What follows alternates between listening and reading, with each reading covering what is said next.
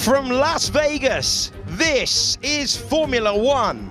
The world's greatest sport awaits its newest stage. This town has waited 40 years for the pinnacle of motorsport to return, and this will be a Saturday fight night like no other that this town has seen.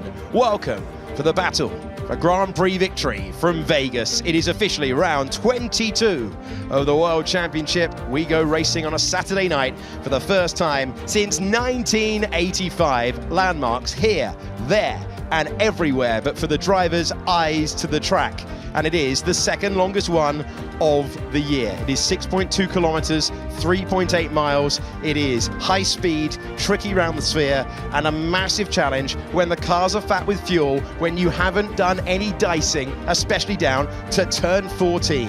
There are 2 DRS zones. Remember, we won't get them at the very start of the race, but they will play a major role as well. 17 turns for the drivers to negotiate, and this is going to be a trip into the unknown. Let's zoom in to the tyres, the soft, the medium, and the hard. The C5 is no one's friend until maybe you get to the end of the race. It's all about the C4 and the C3, the medium and the hard. Max Verstappen has 2 sets of the medium tyre, the new medium tyre, available to him. And we take you now to pictures of one of the more famous streets anywhere on Earth, the Strip, and here is the starting grid. Yuki Tsunoda struggling for consistency. Lance Stroll has a penalty of 5 places for overtaking under the yellow flags in practice. Then it's Oscar Piastri in 18th, then Zhou Guanyu in next to him on the grid. Then we have Esteban Ocon, who finds himself in 16th. He's next to Lando Norris. And then we have Daniel Ricciardo 14th. He's the man who wanted to race here in Vegas the most, next to Nico Hülkenberg. Carlos Sainz with one of the more unfair penalties you will ever see in Formula One, from the front row down to 12th, and then it's Sergio Perez, who's battling Lewis Hamilton for second in the Drivers' Championship, but they both went out in the second part of qualifying. Then we have Fernando Alonso, Kevin Magnussen is 8th. It's a best start of the season for Valtteri Bottas in 7th. It's a best start ever in Formula One for Logan Sargent. He's next to his teammate on an all-Williams 3rd row. Pierre Gasly's best start of 2023 puts him in 4th position. George Russell aiming for a return to the podium. He's only had 1 this year. Max Verstappen on the front row for the 15th time this season. And Charles Leclerc with career pole position number 23. It's his 5th pole of the year, but the stat that no driver wants to hear is the one that he's failed to convert the last 11 times he sat in that position. Pole position. This is his best chance of the season if you speak to those in the know in the paddock. You're in the right place for the next 2 hours. It is a special night for Formula One. Wherever in the world you're watching, we're with you live throughout tonight's landmark race. In the commentary box, I'm Alex Jakes, and I have a couple of drivers ready to guide you through what could be a wild, wild night. Hello everyone, welcome to the commentary box. I have David Coulthard and James Hinchcliffe alongside me. Gentlemen, we're looking fairly good. It's a big night. We're ready, we're suited, we're booted, and we're looking forward to what could be a wild Grand Prix. I can't wait. You know, I'm buying into all this hype. This is Las Vegas. It is a very important Grand Prix, of course, for the city and for Formula One as a whole, but it's an important Grand Prix for Charles Leclerc and many other drivers that have managed to pop themselves into the top 10. Logan Sargent, this could be the moment that secures his future in Formula One, and with a green circuit, and of course that right side of the grid as we look at it right now being basically dirty and dusty, we could see a very mixed run to the first corner. Yeah, it's been the topic of the whole weekend is the unknowns. You know, there was the unknowns of the first practice session, there was the unknowns of qualifying, and it's going to be the unknowns again in the race. Very mixed up grid. Only 2 teams with both cars into Q3. It's going to be fun to watch. Yeah, Ferrari have they did that at the front, and Williams as well. So good evening and welcome to the #1 story in sport at this hour. We have the green light in Vegas. We leave the grid, and you can see it's a curved grid for those who find themselves at the lower places, and those on the lower places, Zhou, Piastri, have the hard tyres on. Stroll and Tsunoda, they have the soft tyres on. Lewis Hamilton, the only one in the top 16 who's gone for that hard compound of tyre and a longer first stint. Most drivers, as we suspected, have gone for the medium tyre off the line, David, to get that best possible launch. Yeah, that's a reflection of the fact that he finds himself in 10th place. He's not bargaining on being able to make a lot of places, and that very short run to the first corner and he's just going to try and give himself options. The big question is, for those on the mediums, do they get graining? If they start to grain, then that may force them into the two-stop, and Lewis is hoping that he's now cementing himself into a one-stop scenario. We have a very, very quick pace for Charles Leclerc out front, who makes his way out of turn 9, and we have Stroll, who's just gone round the first corner. So they have the second longest track of the entire year at 3.8 miles, but that, if you keep going at that pace, Charles Leclerc, it's going to leave him on the front of the field for a really long time, Hinch. It's a double-edged sword. He wants to be going a little bit quickly because they're trying to get some heat in these tires. They want to generate a bit of load and get some heat in the tires, but conversely, if you go too fast, you get too far ahead of that final row, you are sat there on the grid not getting any heat in your tires at all, just letting the heat bleed right off. So it's a careful balance right now for those drivers on the front row to get that heat, but not make too much gap between themselves and Yuki Tsunoda at the back. I love that graphic. Previous wins, Las Vegas, Jones and Michele Alboreto winning the last time that we raced here in a car park, DC. Yeah, the romantic historian in you pushing through, but in the here and now, I'm really excited about this one, because is this the race where the Ferrari can make the tires work? And, you know, okay, not at all the same circuit that we saw in Singapore where Carlos got the victory. Very different layout, different temperatures, but I just feel that Charles needs a victory. Yes, and I think that's fair, because at the centre of the spectacle is the penultimate round of the Formula One World Championship in 2023. But as you say, DC, it is a childhood rivalry at the front of the field, except is it a rivalry? Because this year it's been Max, Max and Max again. It's been relentless. These two have a great, healthy respect. There was a great conversation between the two of them on Thursday where they said, oh, there are just great memories. Memories that you didn't like at the time that they now look back on fondly. And they have a healthy respect. Will that be the case by the time that we get to the exit of turn 2? It's only 175 meters down to the first turn, and take a look at the track conditions as well, and the tire marks through the cement dust laid down for oil on the track after the driver's parade. Interesting how late Verstappen pulled himself into his box. He doesn't want to pick up dirt and dust. Question is, did he get himself lined up as well as he might with the previous rubber he did from the standing start?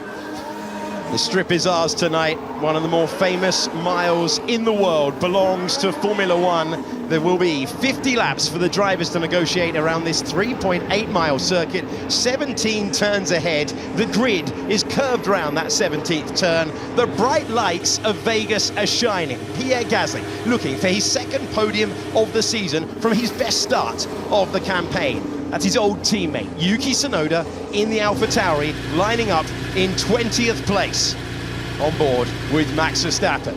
It is showtime. Our Saturday night fight is 5 lights away.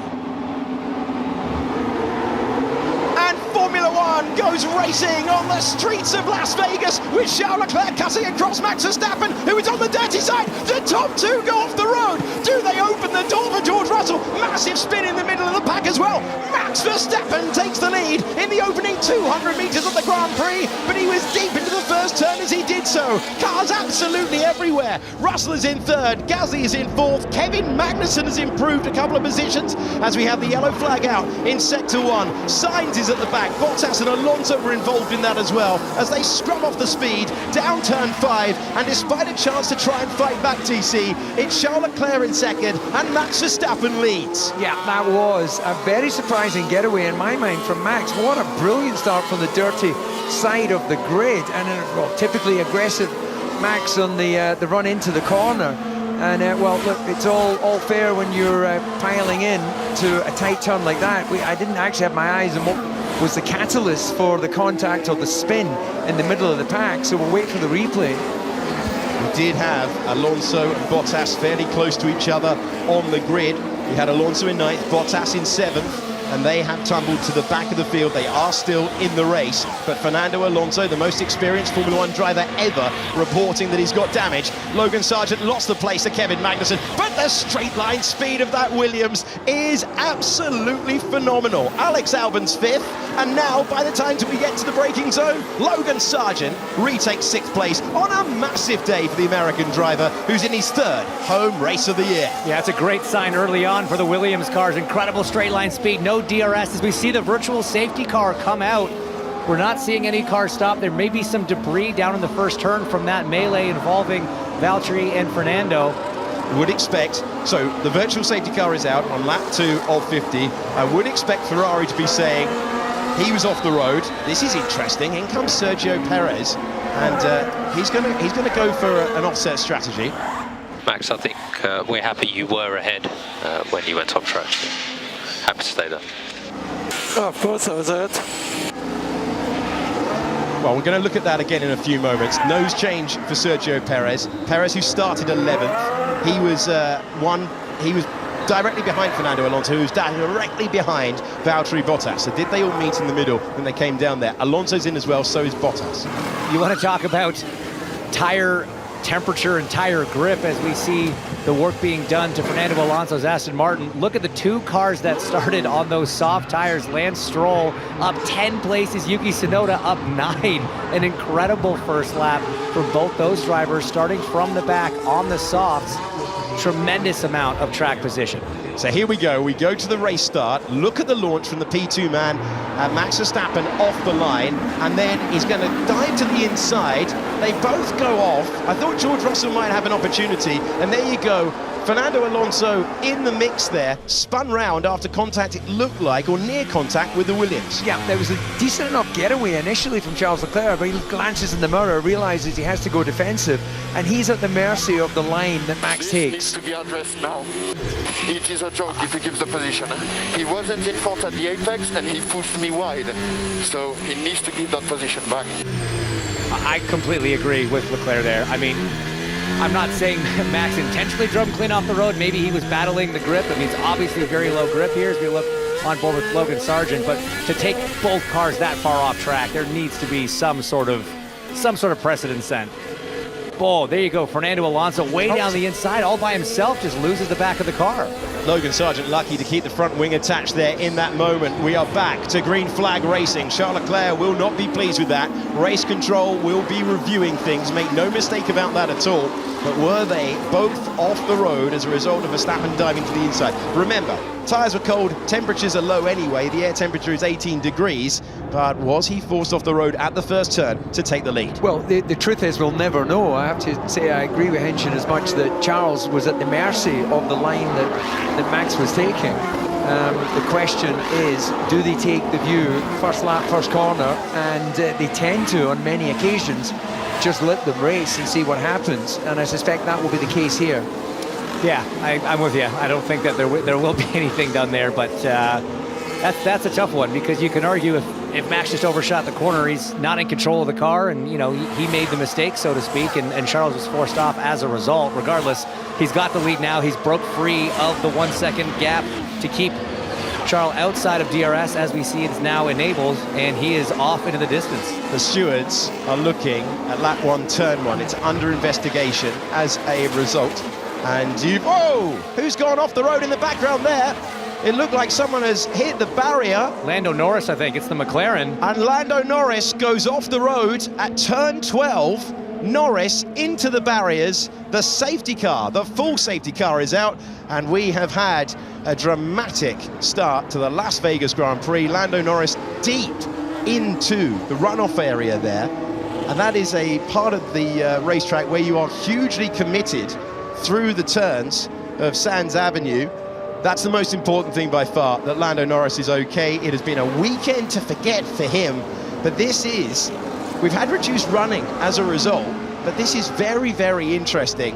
That is an enormous distance he has made to even find the Tech Pro, and you've got the Pirelli rubber off the car. The most important thing, Lando Norris has radioed to say that he is all right.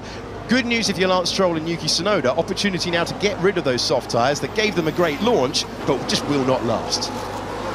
Yeah, you can see he's getting out of the car as Aston. Oh, look at the brake dust already in this early phase of the race. You know, the car's heavy with fuel. And then we have Sainz as well. A flurry of activity as he goes for the hard tyres.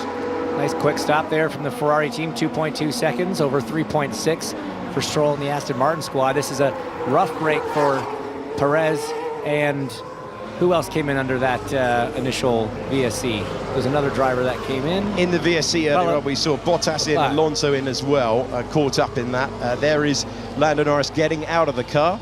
And it has been a weekend to forget for the British driver, who has been sensational in the second part of the season. But how did his Las Vegas Grand Prix come to a close? We're going to find out now, and that is a strange one. It looks like, unless there's been an issue with the car, it looks like he's lost it with combined lateral braking. Just misses the back of his teammate as he makes his way to the Tech Pro barrier there. So, you know, good thing with a long crash is the energy is dissipated. Yeah, look, I think he touched. I think we could hear some touching on the ground, and it's unloaded the car, and he's got in this sort of tank slapper situation. I don't know if you agree, Hinch, or not, but difficult to say if there was any sort of failure on the car. You know, for sure, you hear it, you hear the floor. Let's ride on board with Hamilton now, who's got a front row seat to it. It does just sort of look like he bottoms out. Norris, come off. His debris came off, hit my front wing. Okay, copy. We'll have a look. Yeah, quite a big debris field there for sure. You've got cold tire pressure still, full fuel. It's probably the first time these cars have run around with full fuel, so you're not entirely sure if you've nailed the ride heights. Again, the temperatures and the tires not up to where they need to be, up to targets. It's an easy thing to happen under a loaded corner like that. Little touch of the floor releases some of the pressure on the tires, and off you go. Minor point to make about the incredible layout that we've got there. There are plenty of fans just riding the escalators constantly to get a view over the barriers, and if you were riding the escalator at that point, you saw the McLaren spin in to view dramatically out. So what a start to the race. So Charles, the case is with the stewards, and we stay where we are in terms of positioning, okay? At the moment it's like this. If anything changes, I will let you know. The safety car is out. It is lap 4 of 50 at the Las Vegas Grand Prix. Max Verstappen holds the lead. The stewards are reviewing whether he gets to keep it by the time that we get to the restart. Ferrari will be arguing. They will be hammering the point home at this stage because they'll want the swaps before we go back racing. That is within the stewards' purview. Let's go back to the race start. All 5 lights out then. And even though he was on the dirty side of the grid, just a better launch off the line for the world champion. Yeah, he hooked it up. And I think the crucial thing will be whether the stewards take a view, and I think the driver steward here is Derek Warwick, someone who actually raced at the last time we were in the Vegas Grand Prix. The view will be, would it be less bad if Max had a little bit of an under rotation in the lockup, and therefore, you know, would suggest that he was doing what Fernando did, just carry too much speed. You can really see, tricky, isn't it? We can just see the contact there, and in the background, I'm sure we covered it off dropping to the back of the field initially, but Carlos Sainz, another driver to spin there as a result, as we go on board with Valtteri Bottas. This was his best start of the year, but he only really made use of it into turn 1. A little wiggle there, and he's just wrong place, wrong time. Does get tagged in the back as well, and then ends up at the front of Alonso as well. Sergio Perez. So they're fighting for space, but no idea of grip levels at this stage, and that is why he needed the nose change. Yeah, it makes sense. Again, nothing he could really do. Car's checked up in front, and Perez just had to sort of center punch the Alfa Romeo, trying to damage the wing too much. Let's see what happens to Carlos. You're going through all that oil dry. Oh, he tags Lewis. Yeah, he just went in too deep. They've been caught out by this relatively short run to the first corner, and because of the length of the turn as well, you know, you're sort of combining your braking, putting the lateral load on the tire, and it's like, as we discussed, 100 kilograms on board, and it's like, ooh, it doesn't stop as much as I thought. And I have to say, seeing replays of that many cars having issues into turn 1, it's got to help Max Verstappen's case with the stewards. That is a good point, actually. It clearly was an issue for a number of drivers. It's a big call. It is absolutely. If you think of the first time that we raced at Jeddah, there were plenty of calls from the race director that day about swapping the order around and making adjustments. The precedent, it goes both ways. I can think back to Lewis Hamilton going deep in Fuji back in 2008, forcing another driver off the road that day on his way to his first world title, but he got a penalty for that. We've had precedent with Sebastian Vettel and Jenson Button. Big chop in the Japanese Grand Prix a few years later. Button furious, but it was allowed to stand. And it's ebbed and flowed. It really is just entirely in the discretion of the stewards. And we do get different stewards for different races, so the precedent can change. It's not been hard and fast in Formula One history in the last 20 years. You see the drivers weaving around, just confirming the fact that this is, in these cooler conditions, more difficult for them to maintain tyre temperature. And that's going to be the critical thing, actually. If you allow the tyres to drop too low, you're then more susceptible to getting graining. If you get the graining, then it just opens up a whole world of pain and can force you to have to make an earlier stop. This was one of the concerns of all the teams and drivers beforehand. If they got a VSC or a full safety car, keeping that tire temperature in, especially the drivers that are now on the hard compound, just trying to keep that going. The safety car will be in at the end of the 17 turns, and then it's all about preparing. And one thing we have seen throughout the entire weekend here in Las Vegas is that the Red Bull has been superb at firing up that front axle and the tyres. So Max Verstappen has been mighty in the first sector of this racetrack all the way through the weekend, whether it be practice, whether it be qualifying, or whether it be the Grand Prix itself. Plenty of celebrities in every single garage here. The celebrity attendance document that they send out ran to 72 pages that we were sent at the start of the weekend. Did it feel like that on the grid, DC? Yeah, it was definitely a celeb fest, and now I've just seen Kylie Minogue. All I've got in my mind is whatever. I can't sing the words, but it's a catchy little number. We're getting closer and closer to full-blown DC karaoke before the end of the year. Just info at this stage, Max. The situation at turn 1 on lap 1 is with the stewards. We are not going to reverse on positions, so I'll leave it with you. So not reversing on positions, that then throws the decision for the stewards to potentially apply a penalty if they decide that there would be no swap. You could get an instruction from the race director, but if they were going to go down that route, I feel they would have done it by now. So we're backed up, the track is now officially clear, and Red Bull have elected to keep track position. Sometimes the team, and they run it so that you give the place back and you negate any risk of a penalty, but they've decided to leave him out there, and he is the leader. Minor lock-up there for Charles Leclerc. Wow, he's almost into the gearbox of Max Verstappen. Now the big question is, how early will Max bolt? And it looks like he's gone already. He's gone, and he's caught them napping a little bit. That lock-up into 14 definitely hurt Charles' exit. And now no pressure from behind. Max Verstappen already with a massive 1.1 second gap into turn 1. The restarts have been phenomenal. Here's a chance for Oscar Piastri, looking to make a move on the dirty, dusty part of the racetrack. Hard tyres versus soft. You should not be able to fire those hard tyres up in a way where you're able to get by, and yet the Australian driver was able to do so. Sole remaining McLaren, now up to 10th position. Yeah, I wonder if maybe already the softs are starting to get some of that graining. They weren't sure how long they were going to last. Yuki decided to stay out as he's now in line there. We look maybe at Ricciardo trying to make a pass there. Carlos Sainz going by Fernando Alonso. Yeah, up to 17th position. Both Spaniards spinning at the first turn. But Sainz, who was angry enough at the start of this weekend, thinks that 10th place penalty was unjust. Well, his recovery drive has gone from 12th on the grid. He's now 17th in the race as the drivers, for the first time in the Grand Prix now, begin to feel what's underneath them. We've got the slippery surface flag being flown in the background there. So the drivers being warned of that. That is in one part of the racetrack only from what we've seen in terms of the messages on race control. What a restart lap this is from Max Verstappen. His lead is 1.8 seconds. A long way to go in this Grand Prix, but it's fair to say that Max was less enamoured with all of the build-up and hype to this Grand Prix, and it definitely looks like he's going to rush on to get out of here. Well, maybe it's he's been very outspoken, I think it's fair to say, across the entire weekend, and then he was told he'd be wearing an Elvis suit for overalls for Sunday. Would have paid good money to see his face when he was showing those.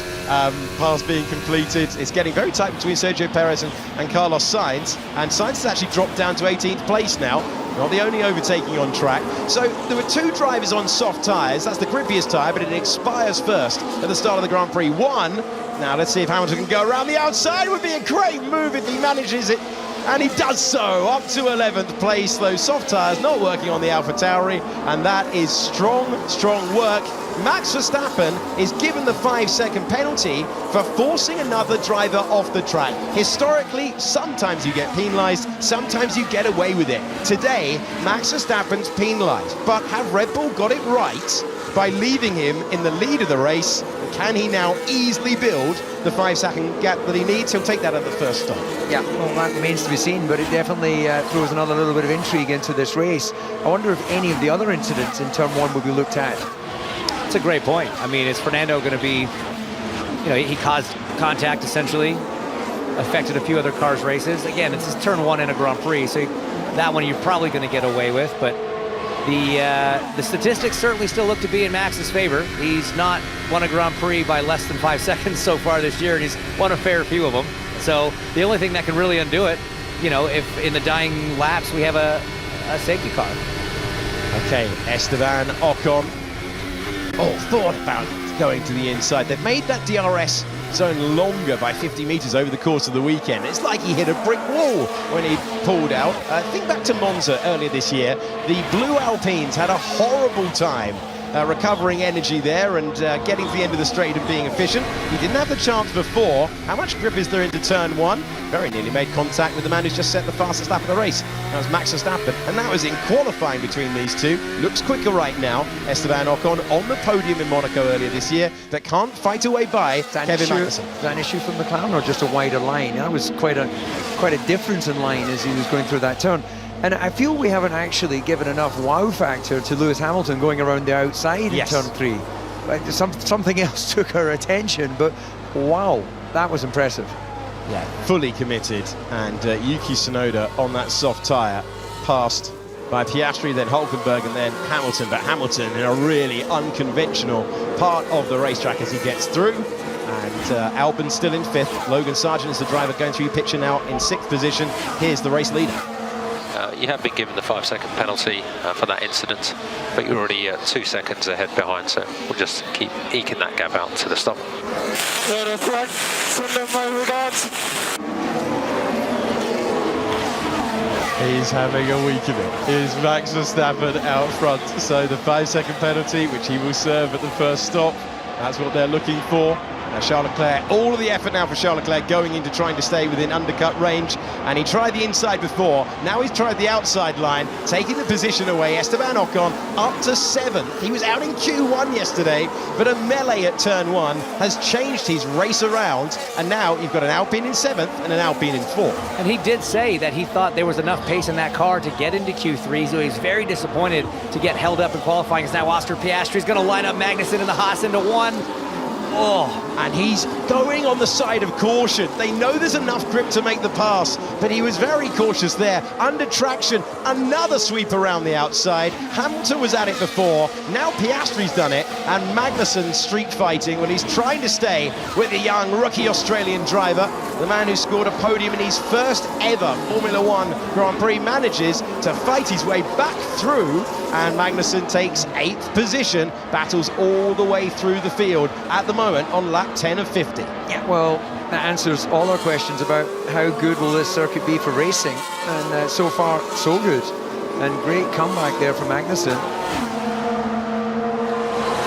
It's kind of reminiscent of the Brazil setup where you can get that pass done into turn 1, but then the car you've just gotten by has the DRS into turn 4 and you can attack back. So great move from Kevin Magnussen to get the position back, but Piastri definitely looks quicker at this point. I gotta say, visually, this is looking great. It looks like the drivers will be fingertipping some of those very high-speed sweeping sections of the racetrack. You know, it kind of feels a little bit like I'm watching an oval race where you know it all looks good, and then suddenly you have a situation like Lando, loses control. We'll wait to hear from the British driver. We'll try and bring you his thoughts down there. That is Oscar Piastri ahead of Kevin Magnussen. The fight's continuing all the way through. It looked like the AlphaTauris were close into the braking zone of 14 as well. We have noted that Pierre Gasly had a waft to try and get past George Russell. We'll see whether he can get by into turn one. The answer is no at the moment. I think Daniel Ricciardo is the driver ahead. He's gone up to 13th place past his teammate, and Sergio Perez now moves past as well as Yuki Tsunoda comes into the pits. Incredible pace out of the Alpines right now. I mean, Gasly hustling Russell in the Mercedes. We've seen Ocon make pass after pass. He's now cut the Williams by about a half a second in the last lap. But also look up front, guys. The gap to Leclerc from Verstappen has actually come down by about half a second, even more so as we see, oh, there he goes, Sainz down the inside of Alonso. Once again, the Spaniard's going at it. Action at the front, action at the back. There's 1.9 seconds for the lead of the Grand Prix. And Carlos Sainz facing up against his childhood hero, Fernando Alonso. These two would have been dreaming of fighting for a point at least today. Now, we caught the end of this. This is Piastri getting past Magnussen again. Yeah, again, the battle of straight line speed. You can see him looking in the mirror, then coming across to defend Lewis Hamilton. Got a view of the action ahead. And then picking up that slipstream, you can hear the acceleration increase. And then use an 8th gear. You've got to have a bit of a... That was dangerous.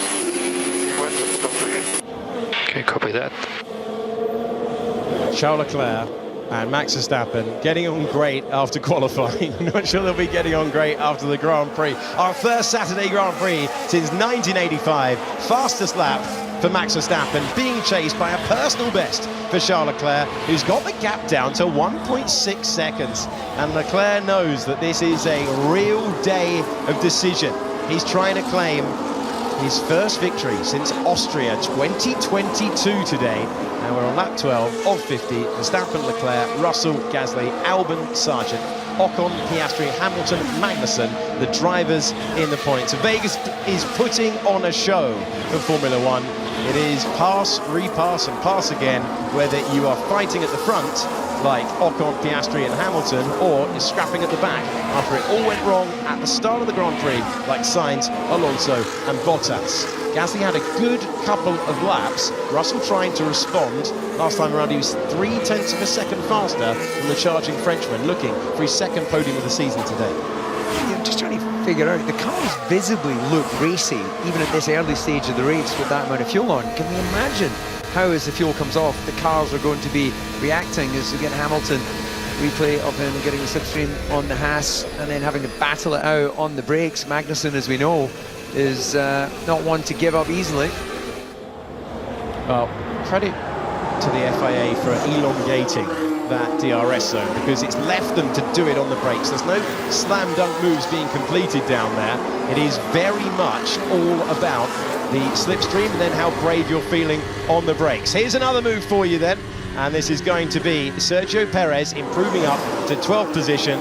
Another move completed down into turn 14, the end of that 1.2 mile straight when you haul on the anchors, and it looks like Carlos Sainz is going to try and line up Daniel Ricciardo here. Sainz, who missed out being fastest at the end of the qualifying hour by under half a tenth of a second. Action to cool the car. Where is to stop the car? Where is to stop the car?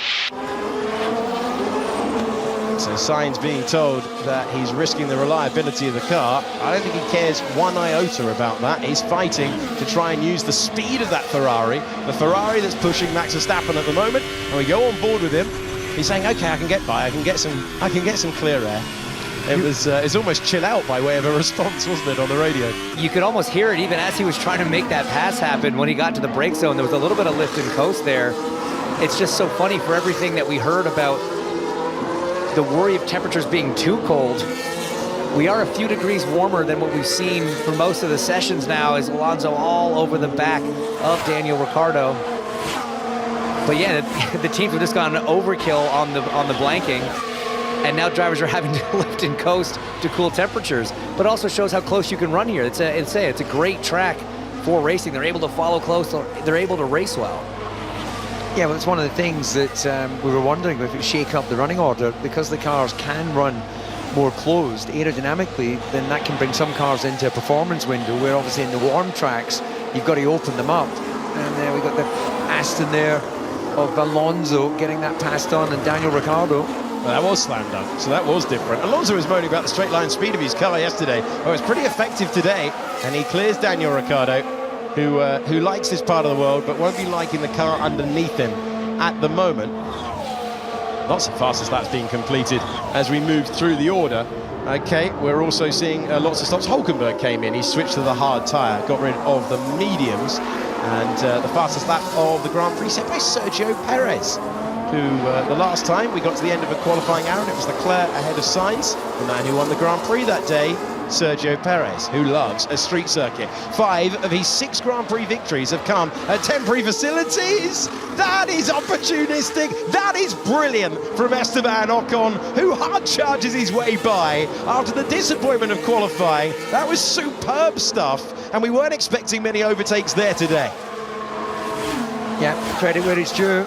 He lined it up. He'd obviously been sniffing at the gearbox for a couple of laps, and then realizing, well, we can see that in a couple of corners actually, that coming out of turn 1 and then the run through 3, there's a choice of lines there, and depending on just how much speed you barrel into the corner, we're seeing more of an offset in lines than we saw in qualifying, where they naturally just find, you know, the fastest single line through the corner.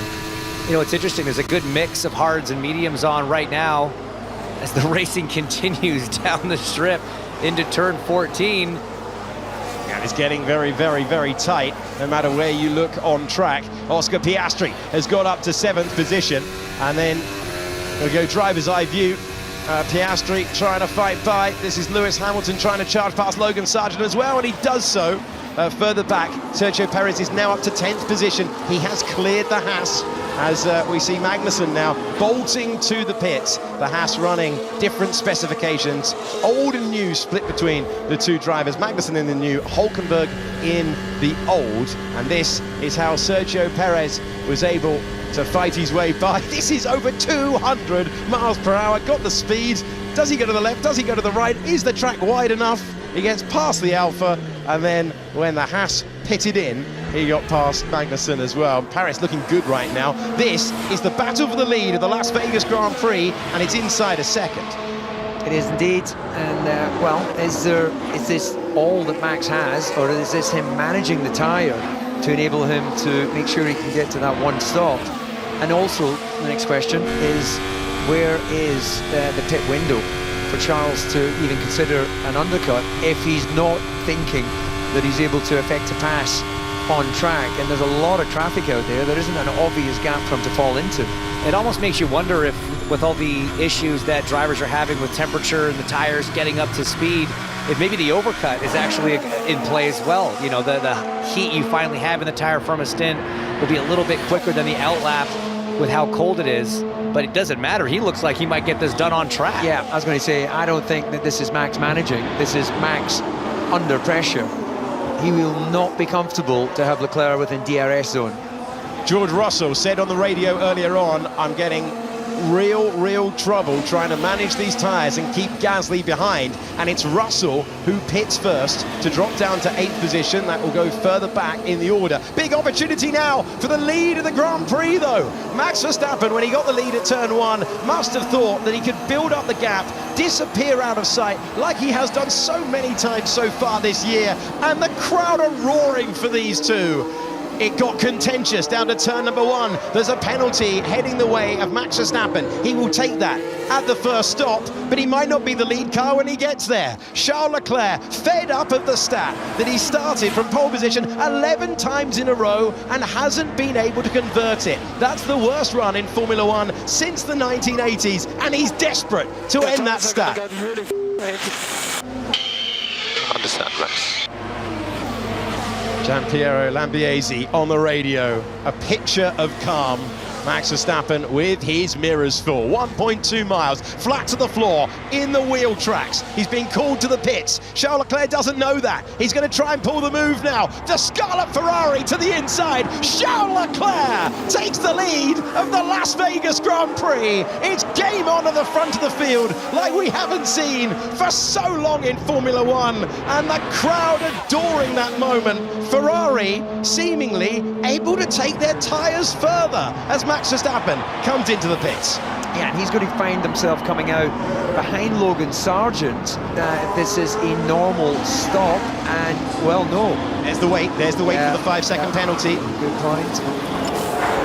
This is actually then going to bring him out behind Daniel Ricciardo. As a few cars are now making their way to the pits. Okay, Albon's in the pits as well, so is Piastri. It's a melee at turn 1 that started this race. It's action everywhere you look at the moment. McLaren looking all right with Oscar Piastri, who goes on to the hard tyres, but it's a slow stop. Yeah, the front right wasn't there. So a little bit an uncharacteristic mistake, as we see Hamilton's radioed in saying he's got a puncture. And this is the moment where he got it, diving down the inside of the Australian driver. Piastri trying to hang on to it.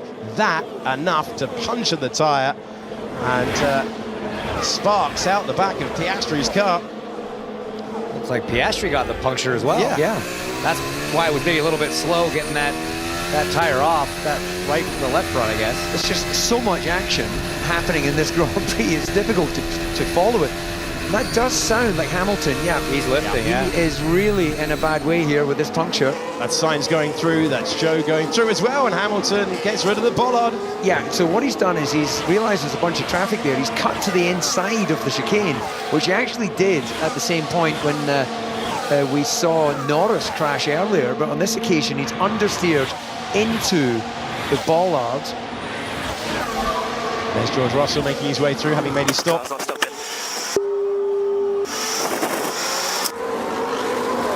Not what you want around a circuit where you build up to speeds of 200 miles per hour and you need to stop all the time.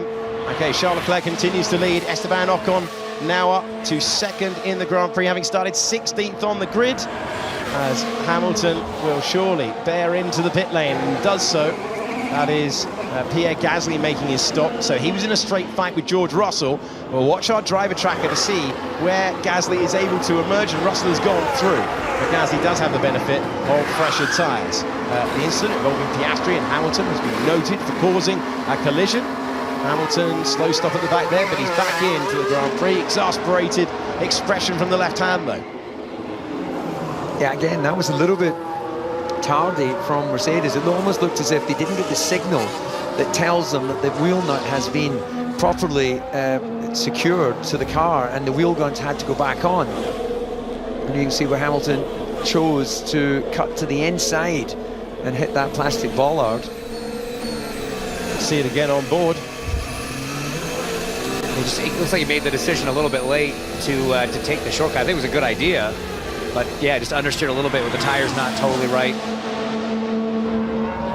Okay, back to trackside pictures. Esteban Ocon, Sergio Perez, second and third at the moment. Perez on that hard tyre, attacking now with DRS, and Perez taking the position away then. Found himself behind Ocon after that scrappy opening lap to the Grand Prix. Drivers taking avoiding action, but Perez, in a sharp contrast to what we've seen for the rest of the year, able to get a tune out of those hard tyres. It's going nicely for the Mexican driver, who changed those tyres at the start of the Grand Prix, because he changed the nose, got rid of the mediums, went onto the hard, and that man's career is built on coaxing a performance from a tyre longer than others are able to do so. He's in exactly the sort of Grand Prix that he adores. Street race, tyre life preservation, that is very much up Sergio Perez's street. Carlos Sainz is the other driver that is in a similar situation, and again, nobody really got a chance to run long on the hards. Many teams didn't even run the hard tires in practice, so we're not sure how long these things can last, but if they can make some magic happen, both of them have satisfied the tire requirements, and with the gap from Sainz to Leclerc right now, they would come out almost dead even. Here's Zhou Guanyu, the car, the Alfa Romeo, in the way of George Russell, who ducks to the left, can't get by, ducks to the right, and now he's going to try and make the pass. Yeah, and Russell will be very much aware, one, all the time he spends behind traffic, bad for his cooling, and also he's got Max Verstappen in his mirrors.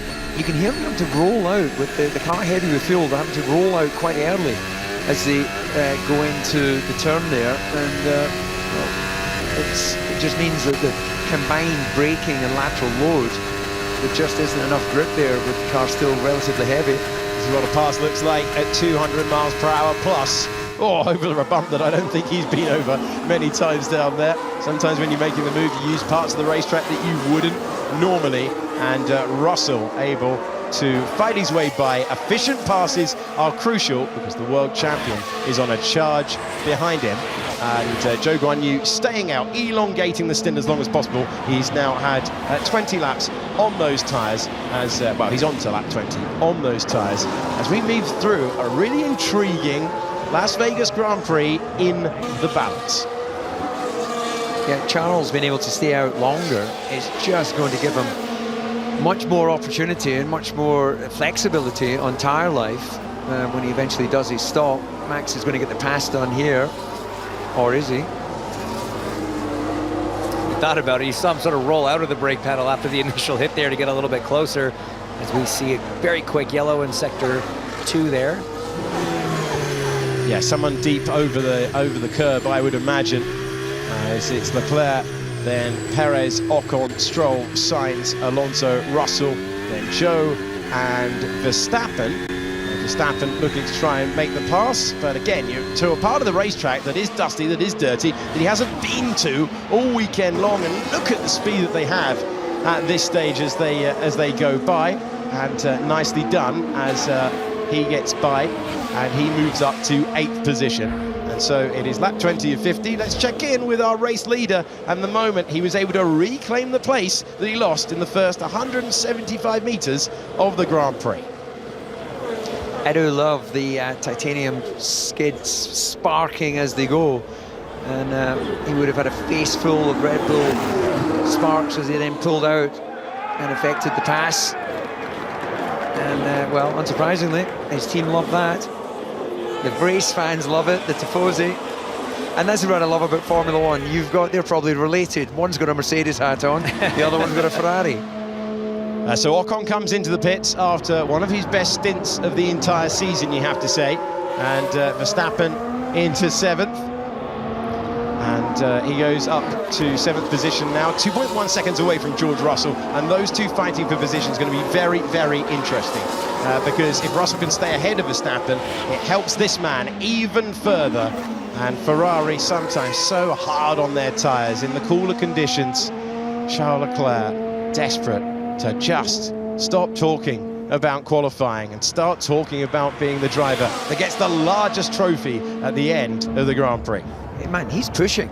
There's no question. You saw how close he was to the wall on the exit of that turn. Through practice qualifying, we've had a graphic telling us how many centimetres, and he knows he has to hustle in these tyres and try and open up the gap as much as possible. That this is the moment where he'll be hoping for world-class customer service and a 2-second pit stop. It's interesting, the hards are holding on pretty well right now. You see Russell with the DRS open, trying to get Fernando Alonso defense from the Aston Martin driver. Can he do it on the outside? I don't think so. Gonna have another good run out of 14 here, but those hard tires, they're really hanging in there. The pace is very good when you're comparing against some of the similar medium runners.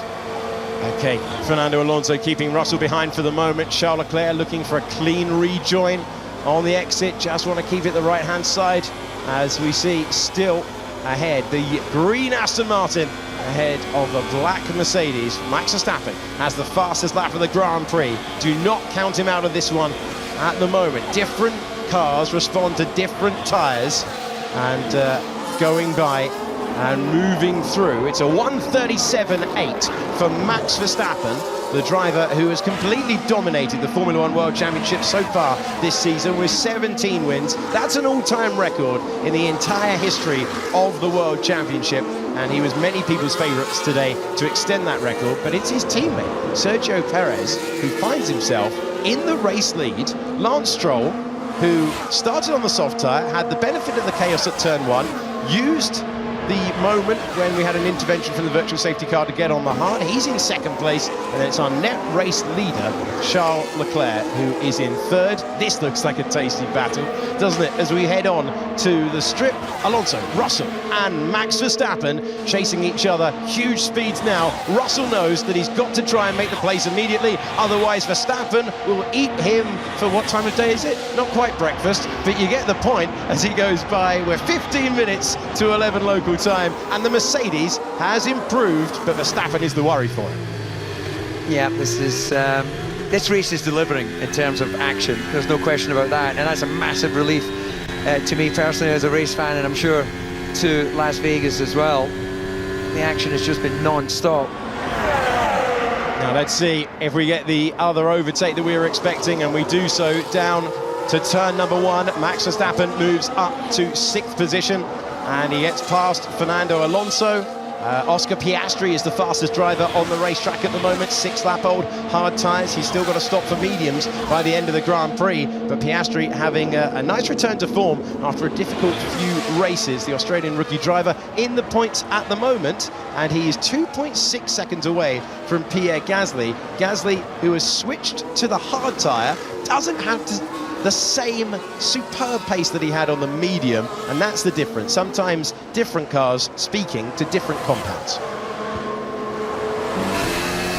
Let's go on board with the Mercedes. It's been a really tricky race for Lewis Hamilton so far. So it's George Russell, who is the second driver for Mercedes in the championship. He's a race winner last year in the Sao Paulo Grand Prix. He's only been on the podium on one occasion so far this season. Had a chance to fight for victory in Singapore, but it's Spain his only trip to the rostrum. And now he is in a straight fight up against Max Verstappen. Verstappen will know that Russell defends intently. We've seen it between these two earlier in the year in Baku, where in the sprint, Verstappen was millimetres from heading into the wall. Told George Russell just what he thought in Parc Ferme, one of the livelier exchanges that we've caught on camera throughout the year. We are ticking towards half distance, and we have Perez at the front of the field in a race that he really seems to favour. That is such a great twist into the pit straight we go there as Verstappen goes slightly wide, chasing the Mercedes. The compression in turn 17 makes it look so visually quick in the trackside cameras. This was Charles Leclerc looking for a quick stop, slightly slow for the race leader. We're on board at the left-hand side of your picture, so we're showing you that replay again as he continues, but better safe than sorry for the man in the net race lead. Yeah, there seems to have been a few issues in securing wheel nuts, which it's not like it's massively colder than other Grand Prix, and with brake temperatures going above 1,000 degrees, then the wheel and nut is going to be pretty warm. But for whatever reason, they haven't had the slickest of pit stops. No one getting close to the world record of 1.8 seconds set by McLaren earlier this year.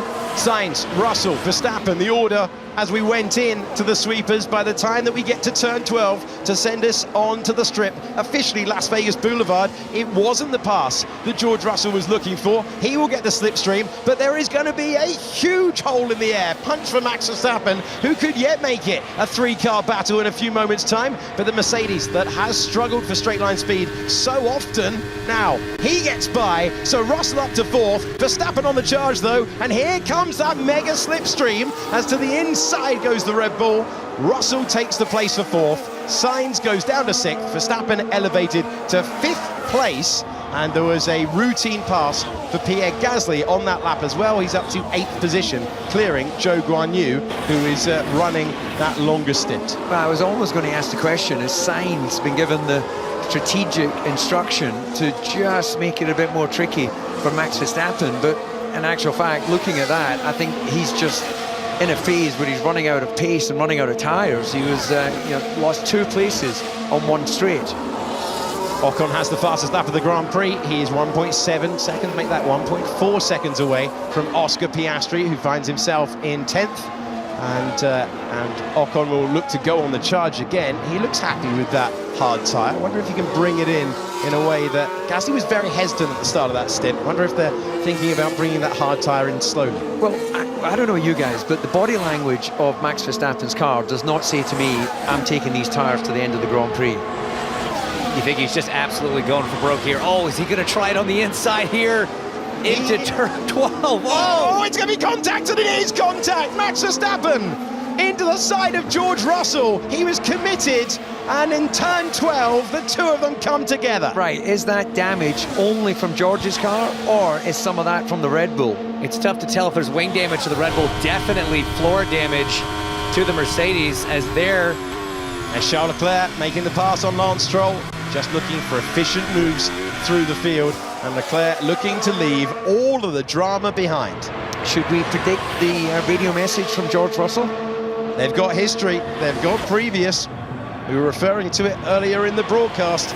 And Lance Stroll in third. Now, after Charles Leclerc has made the place, and you can just see a little bit of wiggling around for Verstappen. Reggie just stands in on me, check my tire, front wing. Tyre is okay for now, Max. Stay out for now. Tyre is okay.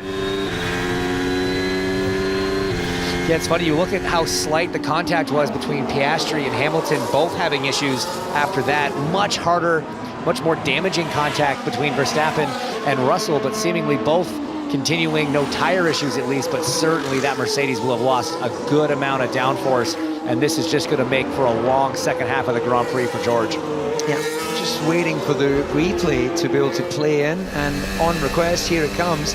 So very brave of Max to pull it on that combined braking down the inside. And the question is, was there enough of the car alongside for George to clearly know? Not probably at that phase. And I'm not sure he was really aware that he was trying to get the pass done there. It looks like he's alongside, but not quite 100%. If you look at George's helmet right before turn-in, yeah, there is a big chunk of Red Bull wing there, isn't there? That looks like the wing end plate. But if you look at George's helmet, he doesn't seem to be looking Safety car. Safety car is out. Sorry, Hitch. Go on. No, I say he didn't look to be looking at his mirror. You know, and that's not a typical pass zone, so maybe he really didn't know he was coming. But yeah, you can see there on the driver's right of the Red Bull front wing damage. Safety car out. So who takes it? Checo comes out in third place. There he is.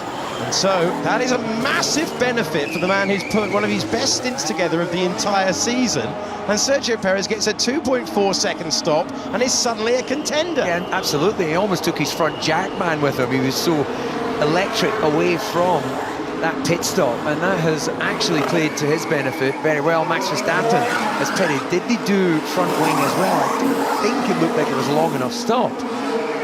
Okay. It's a 3.3 second stop for Stroll. Verstappen had a 2.7 stop. Russell 2.9. Russell lost the wheel cover. Now that safety car line is vitally important, and I think Max Verstappen got out ahead there of Esteban Ocon, and that's where they measure it when you rejoin after pitting under the safety car. Yeah, so for now, he isn't complaining of a big loss of front downforce. They could have turned a little bit of flap into the car if they've seen from the load sensors a massive amount of data being transferred from the car back to the pit wall. So if they've seen a drop-off on front load, they could have added some wing angle to compensate. Hamilton, who had that earlier issue after contact with Oscar Piastri. And this is what happens at a street circuit. They either behave themselves because they're worried about chaos, or you get action for every minute of the Grand Prix. We have the latter today for you, the latest ever start time for a Formula One Grand Prix, our first Saturday race since the 80s. And we're going to have a breather in the commentary box for a few moments. The safety car is out, the field will bunch back together. Crucially, Charles Leclerc was able to get out ahead of Perez. Gasly having the benefit out there as well.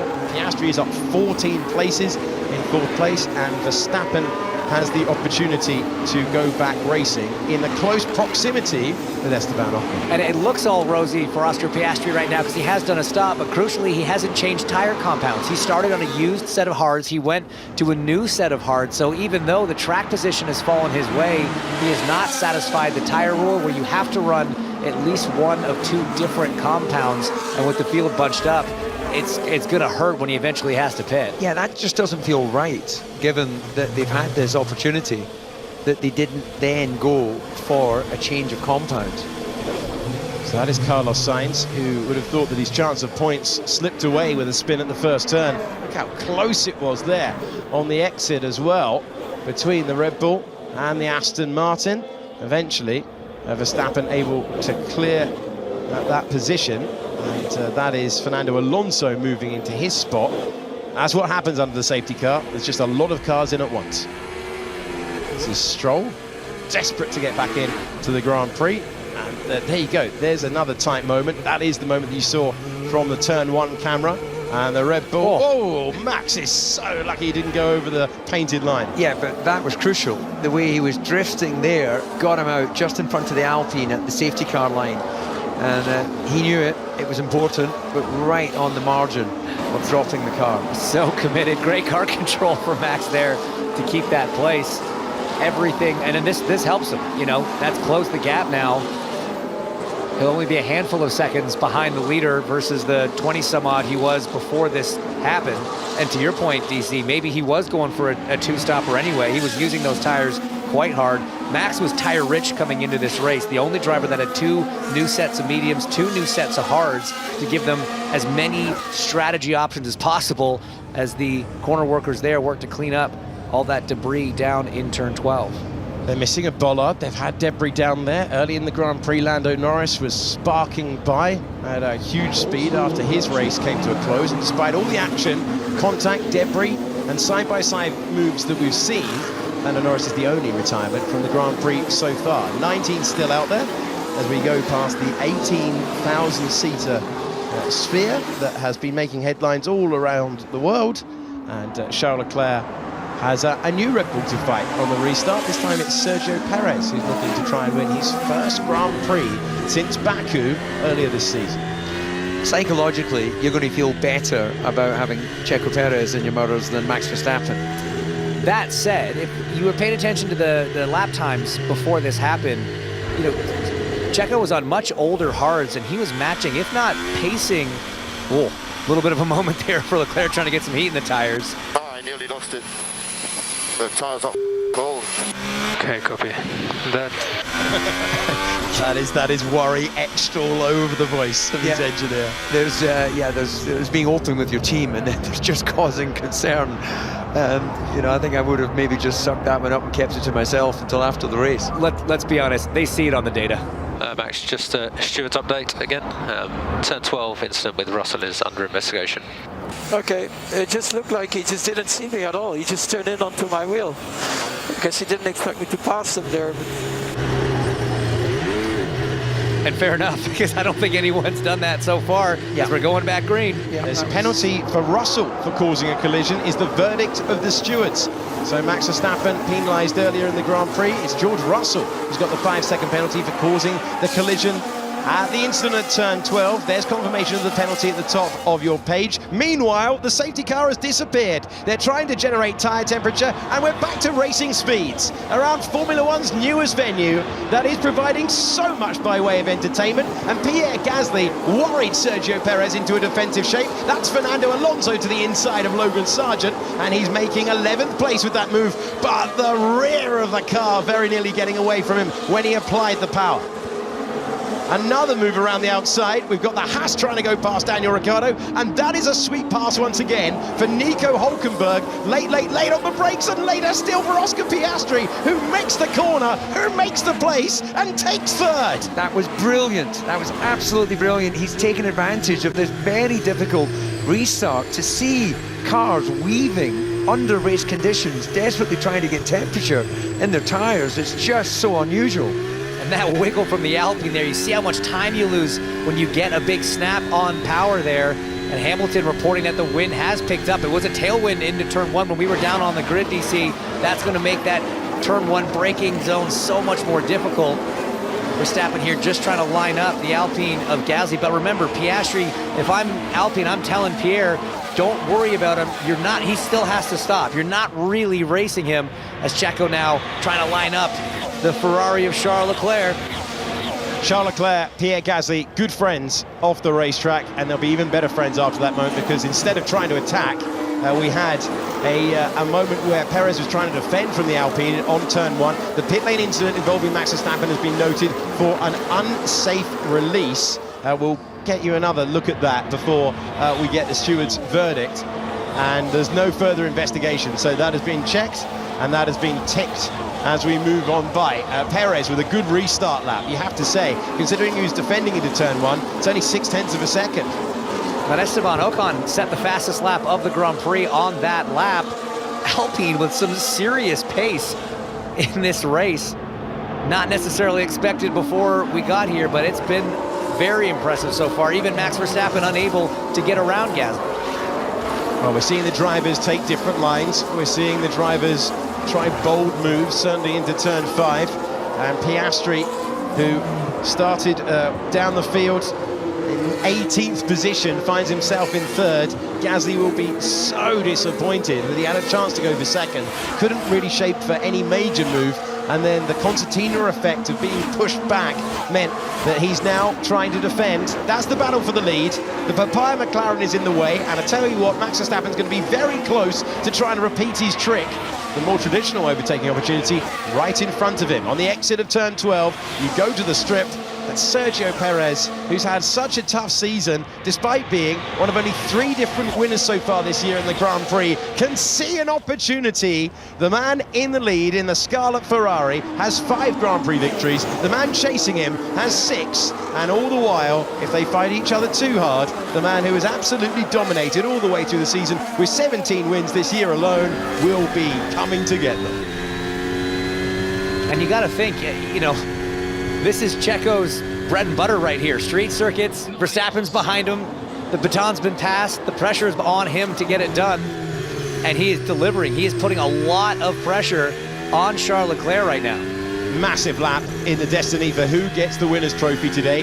DRS has been enabled. It is worth a lot around this track, and Sergio Perez is only 0.4 of a second away. Yeah, it's like he's sniffing the opportunity. And yeah, this is interesting, isn't it? Off the back of that cold tire restart, Charles Leclerc all of a sudden looking a little bit on the ropes. Further back, Lewis Hamilton has made a place. He's gone up to 15th. He cleared Hulkenberg, who had that great move around the outside of Ricciardo in the restart lap earlier on. This is really defining stuff for Charles Leclerc. We're obviously on board with the battle gap for the 2 cars out front, both desperate to take advantage of a dramatic day. Oh, they're getting close to the exit of turn 12 there, but of course they're pushing on. And if these two fight each other too hard, Oscar Piastri, a race winner in the sprint format earlier this year, could join the party. You know Verstappen's going to be in the mix as well, but Gasly half defense into turn number 5. Can't afford too many of those as he tries to cling on. That is close under braking. This is a resurgent Sergio Perez, but he's right on the edge. Yeah, a little bit of oversteer as he rolled the car into the corner. He knows that maybe he won't have too many opportunities to run this close before he gets the call on cooling. And it looks like Max Verstappen has cleared Pierre Gasly for 4th place. Gasly's been told he's got to manage that tyre. The early data does not look good. This is the view from the grandstand of the battle for the lead. It was a totally different race. Charles Leclerc looked absolutely terrific on the medium tyre. We've gone to the hard, and suddenly the race has been transformed once again. Sergio Perez has the DRS, and he knows from studying the behaviour of that Ferrari, he's got a great chance to be our 3rd race leader tonight. Yeah, well, you mentioned it earlier, different compounds, they talk to the car and driver in different ways, and it can be just, you know, dependent on where we are and rubbering into the circuit. It can be with the amount of fuel that's on board. And right now, it looks like Charles Leclerc has put a pair of high heels on, and he's sort of struggling to get the stability. Where the Red Bull looks so strong, and we saw it from Max's onboard, and we just saw it outside from the back of Charles Leclerc looking back at Checo. Those combined entries into turn 7, into turn 12, where you're braking and turning at the same time. The confidence that both Checo and Max have, they're really closing up on the car in front in both scenarios there. Massive amount of lap time, and both of those lead onto important parts of the racetrack as DRS is open again. This is the best run so far for Sergio Perez. Sergio Perez to the apex first. Sergio Perez to the lead of the Grand Prix. Having started in 11th, he had the run, he had the DRS, and the fans in the grandstand love another pass because we've got our 3rd race leader tonight, and his name is Checo. Wow, what a turnaround. We are seeing some show under the lights in Las Vegas. It's It's been such an ebb and flow. The race started advantage Red Bull, then Charles was able to reel Max in, advantage Ferrari. Now it's gone back the other way, advantage back to Red Bull. Incredible move from Perez here. Yeah, this is what we remember of Perez at the beginning of the year. He's at his brilliant best, and right now, can anyone stop him? Potentially Max, if he can continue to show the pace. He's just done the fastest lap of the Grand Prix. Charles Leclerc's heart will sink at that moment. What a great stint he had, but it's a street circuit. The chance of intervention from the safety car is always high. That's what we've seen.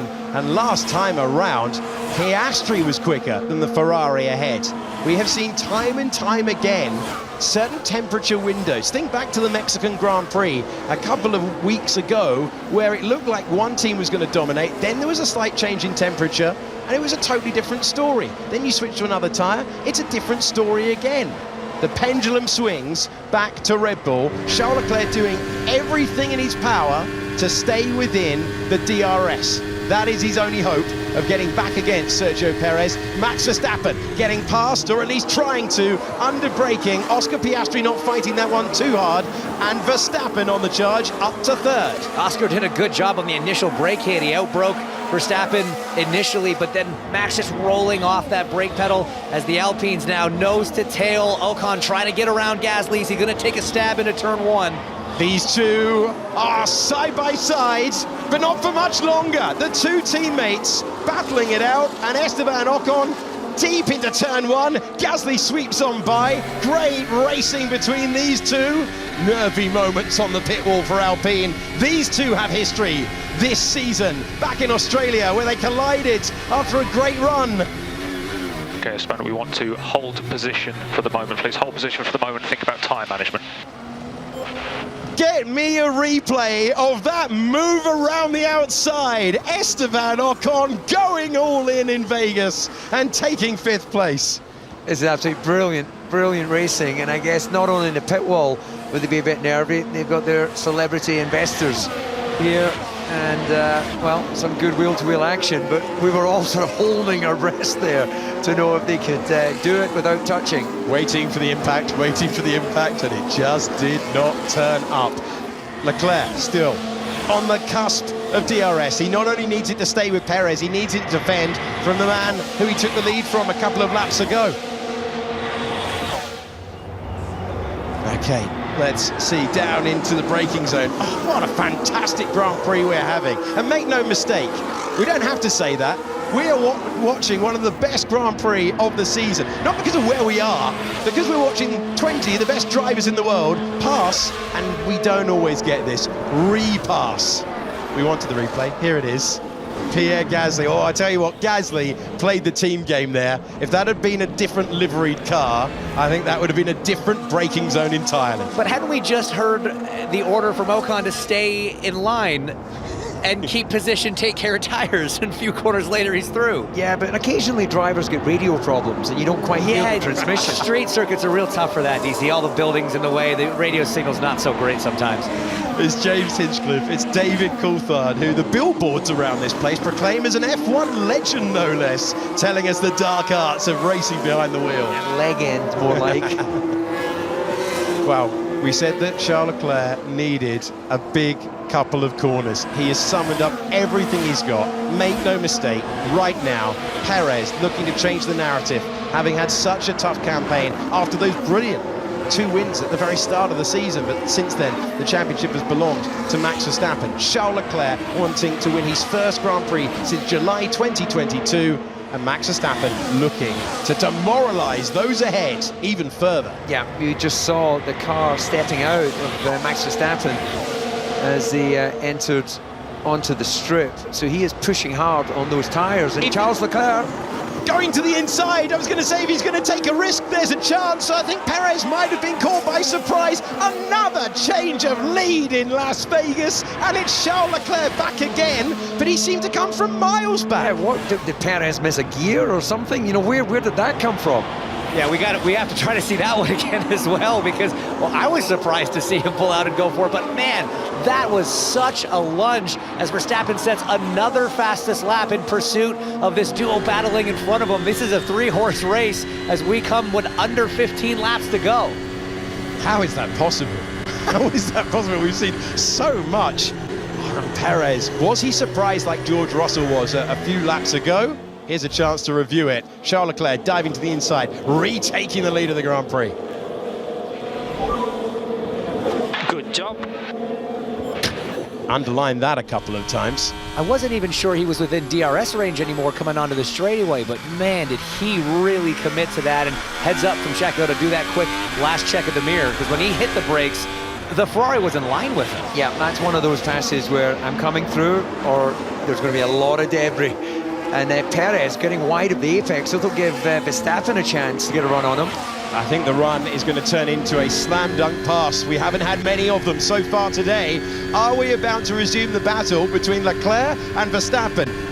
The 3 race leaders in your picture at the moment, but is it a change of position between the 2 Red Bulls as we go over the bumps? And it's Max Verstappen who takes 2nd place in the race and will try and reclaim the lead. Pass, repass, and pass again.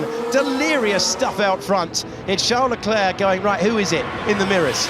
It's the world champion. Game on at the front. What's that little theme song on Instagram or one of the socials where they go, oh no, oh no, oh no, no, no, no, no. That's the thing, what I'd be thinking about was Charles Leclerc. Well, they will be relishing making the pass and staying there. Sergio Perez, couple of laps that haven't gone for his way. Let's work together here. We can get it. Yeah, I just wonder on Checo whether he's just taken too much out of those tyres when he fought his way. You know, if we remember, just remind ourselves, Charles Leclerc struggled to get the tyre switched on after the safety car, and it looked like Perez was on rails, and now Perez is dropping away, and Charles really seems to have found form, but he's got a wounded Verstappen behind him, missing his front wing end plate. Doesn't seem to be affecting him too much. Fastest lap of the race last time around. And he does have a tire advantage. His tires are about 5 laps newer than Leclerc's, but man, that Ferrari does not seem to have the advantage on the hards. Stay with him. Double toe him. We work together. That's Hugh Bird trying to keep Sergio Perez's head up, but there's a real opportunity now for Max Verstappen, and Charles Leclerc knows it. Driving on the mirrors now, checking the left one, checking the right one, trying to keep the world champion behind. We go down the strip. We're going to get another change of lead. Max Verstappen takes the place back, but look at how brave on the brakes Charles was, but he couldn't close the door. Verstappen takes the lead back once again, and this has turned out to be some spectacle under the lights, but it's the dominant man at 2023 who gets past his teammate, gets past the man who beat him in qualifying yesterday, and the 3-car battle now led by Max Verstappen.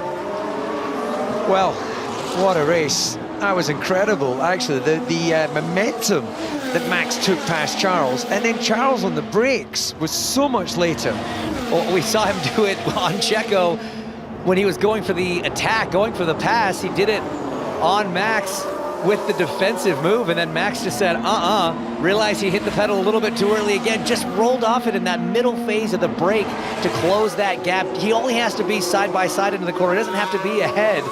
Just great stuff from both drivers, so much commitment. We're going further back in the pack. This is Carlos Sainz trying to get past George Russell. Russell going defensive into a corner that he really wouldn't want to there as he goes through 7, 8 and 9 in quick succession. Russell, who was ahead of Max Verstappen, but was the driver given that 5-second penalty for causing a collision. Be interesting to see what he makes of that. Verstappen now back exactly in the same place he was in a few laps ago. Can he stay within DRS? And remember what we saw at the end of the medium tyre stint. The Red Bulls getting through their rubber faster in these conditions. Can Leclerc put that pressure on again? It's not done yet, not by a long way. On lap 38 of 50, that's what it looks like if you're doing 215 miles per hour on the strip in Las Vegas, as we see. Still ahead at the moment, Alex Albon trying to score points once again. He stays there. It's the best Grand Prix point scoring finish performance by a Williams driver since 2017. Such has been the superb consistency of the Thai driver, really leading that team with prowess. But man, there are some fast drivers behind him at the moment. Some have had difficult days, some have been incredibly motivated, and Albon is going to have to do what we've seen so many times and try and produce another defensive drive. But it's hard when you've got two DRS zones like this. And now George Russell trying to sweep around the outside. Inside line for the Williams driver. That's George Russell's old team, remember. And Alex Albon has taken up the mantle of being the underdog. He's still ahead for the moment. It's such a tough car to pass, the Williams, especially in a Mercedes, which is a little bit down on straight line speed. So even with that DRS open, that DRS advantage, that Williams so quick in a straight line. And now Russell under big pressure from Carlos Sainz. It's going to get to a situation where it's pass or repass. We have seen Grand Prix earlier in the year where the straight line performance of the Williams was mighty. You think back to Spa, it just didn't work for them. Although they've got that aerodynamic efficiency, they still have to get the setup right, and it's hard to gauge at a new circuit. They've given Alex Albon a chance. This race completely changed by the full safety car. After we've seen debris, we've seen great passing and repassing, and here's another one. There's a big opportunity now for George Russell, who appears in your picture ahead of the Williams. Nothing Alex Albon could do, and that is a good pass as we move our way through there. Was very nearly another one further back. Max Verstappen has set the fastest lap of the Grand Prix, but Charles Leclerc is not letting him off. He's just done a personal best. Yeah, that's absolutely the crucial thing. Right now, Leclerc is getting the advantage of DRS, and that's keeping him right there and keeping Verstappen under pressure. But we do know the Ferrari doesn't like running in dirty air in terms of its temperatures. So just how long can Leclerc keep that pressure on? Leclerc would desperately love to make that pass. Can he sit there for the remaining laps? And that's a wide moment for the Williams driver. And disappointment for Alex Albon, who sees first Russell, then Sainz, then Alonso overtake him, and he drops out of the points. Lewis Hamilton trying to get by as well, and diving to the inside. We've got a yellow flag in sector 2. We were hearing momentarily that Pierre Gasly's reporting a issue with the battery to his team. Here's Russell on the radio. Up and down, George. Yeah, it's so tough. The position Alex Albon was just in. Once you go wide like that, especially on a dirty street circuit, you pick up all that dust and dirt on your tires, you lose grip for a few corners there. It just puts you out of the rhythm, and he just dropped a few spots all in a row there. It's so hard. It takes a few corners to get that tire cleared up and get the confidence back for the driver, especially on a street circuit where there is no margin for error. So 1 second separates Leclerc and Verstappen, so he's just outside DRS zone, and then we've got Perez who's worked himself back into a position to pick up the DRS. So these were the crucial laps for Charles Leclerc when he was battling up against Sergio Perez, and he was able to reclaim that DRS and then just send one to the inside. And there's not really an opportunity to close the door in 14 if you're thinking that you've got a chance to race on to the finish. You are risking an accident if you do that. But then, in sharp contrast, you heard Piero Lambiase on the radio saying you're going to have to work hard to break the toe, and that's what Verstappen has done. Pushed like he hasn't been pushed in a straight fight all year long. Singapore was a massive outlier, but since Sergio Perez beat him in a straight fight in Baku, in a great battle that went all the way to the end, where they were separated by hardly any margin at all, Verstappen has always done what he's needed to at the vital moment of the Grand Prix. This time he seems to have done that again, but after Perez took the lead, Leclerc took the lead, and Ferrari must be wondering what might have been the timing of the safety car working against them. And now Charles Leclerc is looking to try and hang on to second place, all with the hope that the Red Bull tyres do not hang on in the way that we would expect. Just make sure you protect that front right tyre, Max. So the front right being told to protect. Yes, they're fresher tyres for the Red Bull, but those tyres really fell away much earlier than the Ferraris earlier on. I can tell you further back as well, we haven't seen it, but Stroll has got past Pierre Gasly, who radioed for that message. to say he's got an issue with the battery, and is this the defining moment of the Grand Prix? Max Verstappen, Charles Leclerc at that point, you think, oh, he's super late on the brakes, he's going to keep the place. Verstappen gets to the apex first, taking the lead. This is what it looked like from Sergio Perez's position as Verstappen took P1. Yeah, you're always hoping that when two guys in front of you are battling that they get a bit too up close and personal, but in the end it was clean.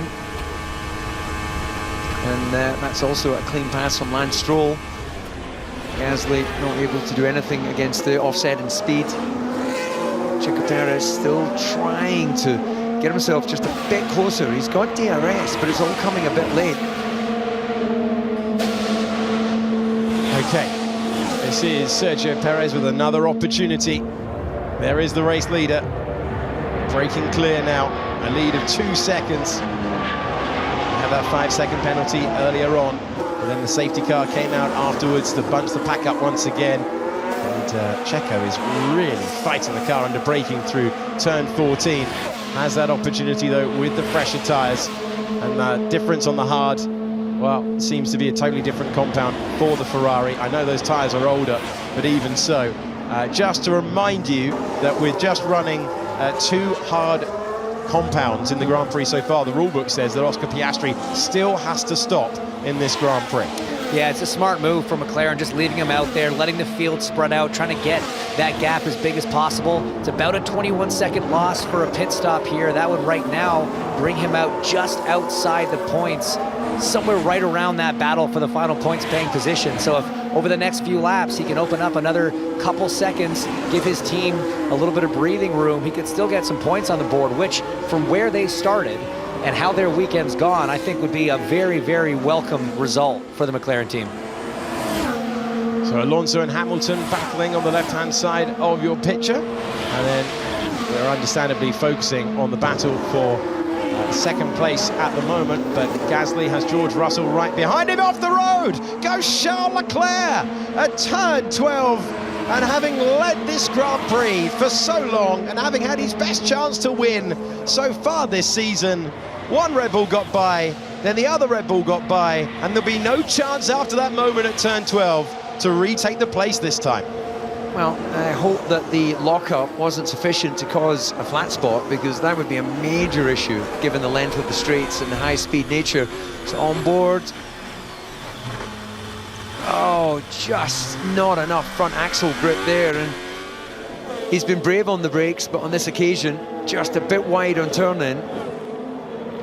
That combined entry, once again, just catches you out, and when you're in that position, you know, Charles looking into his mirrors as much as he is out the front of his car. He's trying to determine where Checo's a little bit faster than he is, where maybe he's pulling out a bit of an advantage, and sometimes it just takes that momentary lapse in conversation. And when I mean momentary, I mean fractions of a second too late on the brakes as Piastri finally coming in to get that tire change done, and he'll have now a nice fresh set to try to carve through a few cars in these final laps. So they left him out there in the hope of a virtual safety car or full safety car driven by Bert Mailander, but it didn't appear.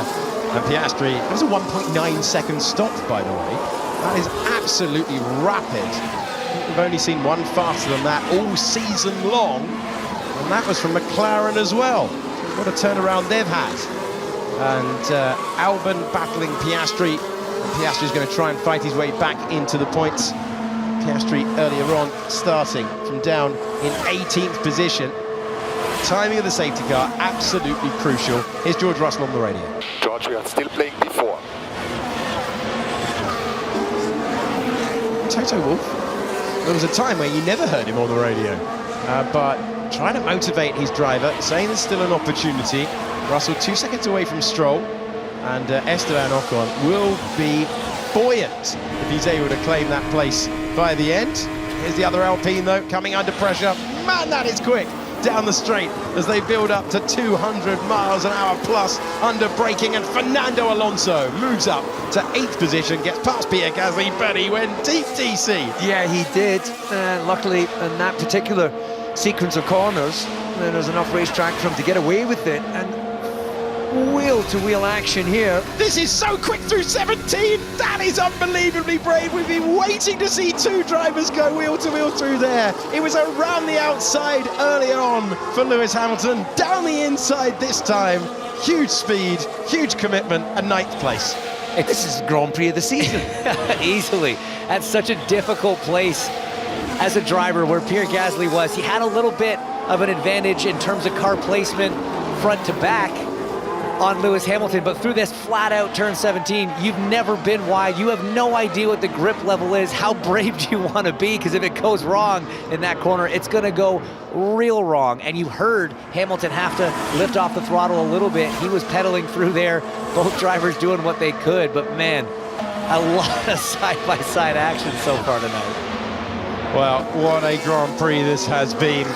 We are sending DC to go and interview the winners. It is James Hinchcliffe and I'm Alex Jakes talking you through the final laps of the Las Vegas Grand Prix, the first one held here since 1982. And with all due respect to the car park at Caesars Palace, they never put on anything like this. It has been overtake after overtake after overtake. 5 to go, Charles Leclerc 0.6 of a second away from Sergio Perez. And our two former race leaders might not have the measure of Verstappen today, but they're going to put on a late battle for the second step on the podium. It's been such a back and forth flow. There just seems to be one lap to the next, at least one 4-lap stint to the next. The advantage keeps bouncing back and forth between the Ferrari and the Red Bull as Lewis Hamilton now looking, trying to get by Fernando Alonso. A few more points on the board if he can get it done over the next few laps. Sergio Perez is going to seal the runners-up spot in the Drivers' World Championship as long as he doesn't collide here and Hamilton's able to improve, but Hamilton had to outscore it by 6 points today. That won't happen. It means for the first time in Red Bull history, they will be 1 and 2 in the Drivers' Championship. It means as well they are Constructors' Champions of the world, their first ever clean sweep for the team that came to life back in 2005. Yeah, to do it with a 1-2 finish in the Grand Prix as well would just be such a result here in the very first Grand Prix in Las Vegas. It's gonna be a celebration tonight if it finishes as they run for the Red Bull squad. Everything's been thrown at Max Verstappen today. Penalties, near contact, actual contact, damage. But he's pulled it off, as he does. He just finds a way to win. That is what's so impressive about Max Verstappen. Piastri on the medium tyre, unable to put the pressure on Pierre Gasly for the final point at the moment.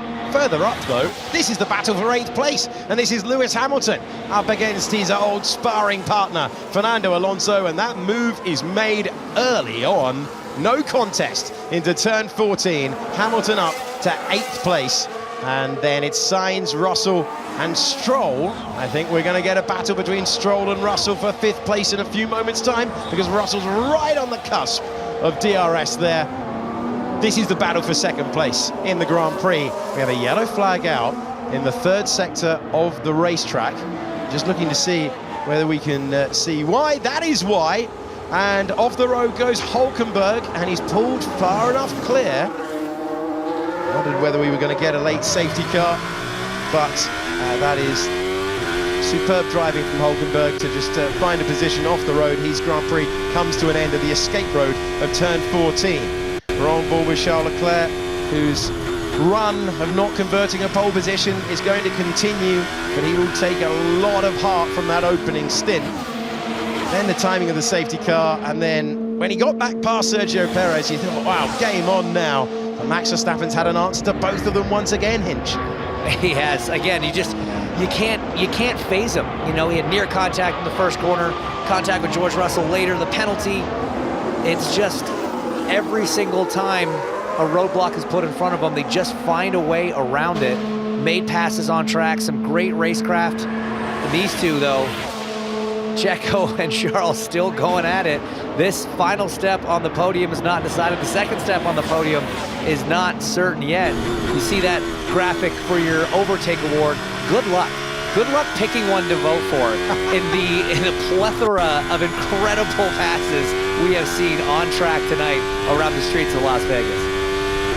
It has been beyond Formula One's wildest dreams to put on a Grand Prix like this. So much hype, so much conversations, so many marketing events, an opening ceremony before we got going. But the most important thing by far is what we see when the Grand Prix begins, when the 5 red lights go out, and what we've seen today has been truly special stuff. Sergio Perez looking to return to the podium here. Second closest margin in Formula One history he missed out by. There's a slipstreaming race in Monza years ago, which was closer. Bruce McLaren missed out, 1969. That was a Grand Prix where you were passing and repassing again. And then it was Sergio Perez last time out in Sao Paulo, missing out by 0.5 of a second up against Fernando Alonso. And we thought that was good. Well, plenty have overtaken today. Yellow flag is out in Sector 3 once again. And it's Yuki Tsunoda who is going slowly and finding the exit to park up near Hulkenberg. He'd reported a problem with the gearbox. And we see Russell now on the small box making a pass attempt. Is he going to get it done? Is he going to get it done to turn 14? Can Stroll fight back? We're on board with George Russell, who now has 5th position, so he gets that move complete. As we go on to the penultimate lap of the Las Vegas Grand Prix, 2nd place still in the balance, and George Russell will be going all in now, trying to put the pressure on Esteban Ocon. He's got about 6 miles to do so as he tries to fight his way by. Looks like a good first sector for Charles Leclerc, who is surely going to go all in here. It's going to be a big ask. It's a tall order, but we've seen some last lap heroics very recently in Formula One. Just thinking back to Brazil with Checo and Fernando. Checo's going to be thinking about that. He just missed out a few weeks ago. He's not going to want a repeat of a last lap lapse in judgment. Bad car placement into turn 1 there is kind of what gave Fernando that opportunity. He's got to be picture perfect here because Leclerc is right on his gearbox. This is such a difficult position as a driver. There was a little bit of pain, I think. I think Leclerc got all the way up to the wall and just clipped it coming out of turn 12, trying so hard to catch the Red Bull. Beaver's got the flag as Leclerc got the move. As he heads down, DRS open. This is going to give us a real indication, perhaps not for this lap, but maybe for the last one, which we're heading to. That's close. I think he'll be encouraged by that. He's going to have to throw it all in. If we could keep the gap to Checo behind at 2.5 seconds, maybe help to tow him along, might be useful. The gap is now 3.4 seconds, so make of that what you will. We're on to the final lap in Las Vegas. Max Verstappen on his way to 18 Grand Prix wins in the season. Charles Leclerc trying to chase Checo home and pass him on the last tour. Way wide in turn 1 from Leclerc. He just doing everything he can to try to catch that Red Bull, but overshot it, gave Checo a little bit of breathing room for that DRS zone down into turn 5. Advantage, I think, to Checo, who did his personal best first sector of the entire Grand Prix, and now it needs a lock-up. The checkered flag is illuminated around the last lap. It is waiting on the main straight, and there you go. He has dropped back. He has dropped back to play the team game there. Max Verstappen, 2.1 seconds, asked by the team to do that. He plays the game, and he tries to give him a slipstream, and you would get an effect from 2 seconds of the slipstream. Leclerc, does he risk it all in the final meters of the Grand Prix? This is where it matters. Such an important exit out of turn 12 for Checo. He seems to have gotten the power down nicely, getting a little bit of draft from his teammate. Is Leclerc going to be close enough? DRS open. Here we go. This is the last real corner on the racetrack. It's flat to the floor by the time that you get out of 14, 15 and 16. Charles Leclerc's going for it to the inside as he got the car slowed down. What a move, Charles Leclerc, absolutely brilliant at the last real chance that he had to make the pass. Checo tries to fight back. What a performance from the top 3. Max Verstappen puts his name up in lights once again, and it's very close to the line, but it's Charles Leclerc who takes 2nd place with a bold and brilliant move at the last real opportunity on the last lap. It's 18 Grand Prix victories for the season for Max Verstappen, who wins the Las Vegas Grand Prix. Then it's Charles Leclerc, then it's Sergio Perez, and on the last lap as well, George Russell gets 4th place. He got by Esteban Ocon. That's entertainment on the streets of Las Vegas. But Russell, having made the pass, has the 5-second penalty applied, and it was for pride rather than position. Stroll 4th. Stroll in 5th, Ocon in 4th, Sainz 6th, then Hamilton, Russell, Alonso and Piastri. Your order after a breathless, delirious, thoroughly entertaining Las Vegas Grand Prix. I think that's 3 out of 3 here in the stage, Max. Should we call it a royal flush? Well done, Max. As BGP says, 3 out of 3. Well done. First ever Vegas race. Yes, let's go, guys. That was quite fun out there. At least I had fun. Made it a bit more difficult for us, but it was good. I'm sorry, I tried everything I could there on the last lap to give him a tow. It was good, Max. Yeah, well done, mate. You did your best to give him help him out there. Well done. Sergio Perez denied the position he wanted in Sao Paulo by half a tenth, denied by just over a tenth today. At least the second place, at least the second place. Ah! I wanted that win so bad. But what a race, honestly, there's nothing left. Oh my God. You did a fantastic job, and you did manage really well. Yeah, but good job, Charles, good job. Yeah, I know he's frustrated to not get that win once again after starting on pole, but what a phenomenal effort. Driver of the day, breaking the hold. McLaren's had on that for a few races now. Still, like I said, a lot to be proud of. Managed that race well, did everything he could. What an absolute beast on the brakes. And poor Checo, second Grand Prix in a row, losing a position on the last lap. Well, that's tough stuff. But it did seem, the lap before, he got very close under braking. I think that gave him the confidence to make the pass. Here's the race winner. Viva Las Vegas!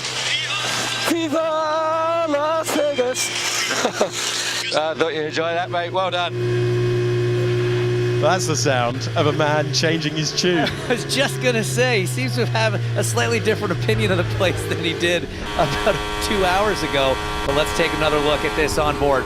From so far back, once again, he didn't pull out of the draft of that Red Bull until they were already on the brakes. So when you're in Checo's position, you take a quick look to your left-hand side mirror right before you hit the brake pedal to see if the car is pulled out, how far back there. You're trying to make that judgment call. But after he hits the brakes, that's when Leclerc pulls out, and that's when he gets it done. Here's George Russell on the Alpine of Esteban Ocon. Esteban, knowing there's a penalty coming for the Mercedes man, not worth putting up too much of a fight. But George still doing a great job to get that position on track. Into the pit lane, please, Max. Or should I call you Elvis? No, don't do that. I mean, he's got the suit. The suit comes with the belt buckle, and there's going to be some fun post-race activities here in Vegas. They've done everything a little bit over the top, and I think podium celebration and everything after will be just in line with that, won't it? What a spectacle. Thank you very much to the top three. Certainly all shook up after that. I'll stop. But it has been an absolutely shoddy start. No escaping that in practice. A sensational finish. Max Verstappen, well, I'm not sure he rated the racetrack much before the 5 red lights went out, but he had to work so hard to claim one of his sweetest Grand Prix victories of the season. And dressed in the Elvis suit, he has put it all together, brilliantly so. Charles Leclerc did his personal best of the Grand Prix on the last lap as well, and we just had entertainment all the way through there. I think we expected it to be a really interesting street circuit, but not on that level. In the end, the top three separated by 2.2 seconds. Verstappen did slow down by about 2 seconds on the last lap, but they all led the Grand Prix at some point. They all put it together and looked, at one stage, it looked for all the world like it was going to be Leclerc's day by quite a margin. Then it looked like the timing of the safety car had swung it towards Perez, and we got suckered in Hinch Of course Max was going to win. Of course. I don't want to say it was a foregone conclusion, but there's just nothing that he can't overcome. Oscar Piastri getting up into 10th and taking the fastest lap, so the bonus point counts there for the McLaren man. Got to be happy with that after where he started and the issues he had on the day. But again, Verstappen just absolutely clinical in what he did. And a win like that, Alex, it does mean more to the driver. It does feel better when you had to work that hard for it. First it was the penalty, then the contact, making those passes on track, rather than starting from pole and winning by 30 seconds. That's fun, don't get me wrong. But when you really have to fight for it, that's racing. That's what these guys want to do. They want to race each other. And even though he finished second, was disappointed to lose the win, you heard him say, that was a great race, Charles Leclerc on the radio. And there are the 3 podium finishers for the inaugural Las Vegas Grand Prix. 2 Elvises and a Charles Leclerc putting on a show under the bright lights. You see the stretch limos there, ready to take the podium finishing drivers to the back straight in front of the Bellagio fountain. That's coming up a little later, so make sure you stick around for that. Yeah, we are sending them back along the track where there's plenty waiting. And wow, that is something to behold. Stories up and down the order. Oscar Piastri got the bonus point for fastest lap. Fernando Alonso, great battling all the way through. George Russell with that 5-second penalty. Dropped down after a great pass for 4th on the road. Lewis Hamilton battling to 5th. And then Carlos Sainz recovering well, considering he was facing the wrong way at turn 1 on lap 1. Lance Stroll, they did brilliantly at Aston Martin. I want to underline this, to get him off the soft tyre under that virtual safety car. That gave him the opportunity to take advantage of another safety car when he did, and that's a strong 5th place in back-to-back races for him. Yeah, great execution. Like I went like this and he drove into, he just drove into. You didn't lose any from that? Yeah. But when the safety car was there, we didn't want to change the whole front wing, I would lose a lot of time. Did you both stop on the safety car? Well, yeah, I stopped again. Yeah. So my times were like 5 laps younger than yours. Yeah. You were generally a bit more quick on the hard than or the medium, my fronts. You grained on the medium? Yeah, completely. You didn't. We were really good on mediums. You had a lot of rotation. I just lost our front. I lost my front wing in at the start. There was no mass, and then I just. I think both just broke and I went on the hill. I didn't even realize, but where were you starting? You didn't think we'd deny you the podcast, did you? You don't want to hear us at that point. I love hearing drivers come and debrief with each other on how their days went. You see Charles questioning, hey, what did you guys do under safety car there? What was your strategy? Did we do this right? Exactly, and that's what happened to us. So once it must be by the end over there. So this is where I went. But I couldn't pull away from you. The DRS, like as soon as I broke the DRS, it was fine. But in the beginning, was the Ferrari. And you can see where are we going? To the line. We go straight to the nightclub. Skip everything. See you tomorrow, everyone, or not. We end up missing. Did you have any golf top win? Turn one was tricky. There was one occasion where we Charles went straight and I went straight like complete, like I felt it like pushing me. Where was that? Into turn one. Yeah, turn 1 was tricky. And turn 12. When you locked up Charles, there was a golf top win. I don't know, but I nearly went in the wall. I saw you. You had also one solo up in 12 when you were in front of me. Yeah. It's a tricky corner now.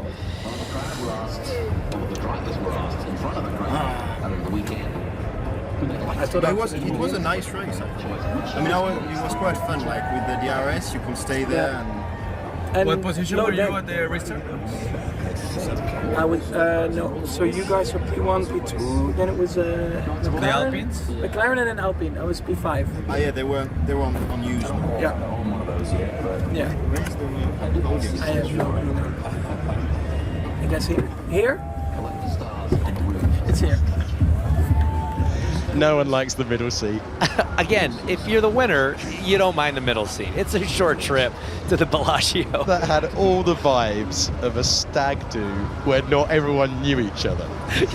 Thank goodness they didn't run into each other in those amazing battles that we saw time and time again. Otherwise, did we have 3 cars ready parked on the grid? Because we might have needed them. No, that's the best part. The camera's in there. You force the 3 drivers together. In fact, they got along too well.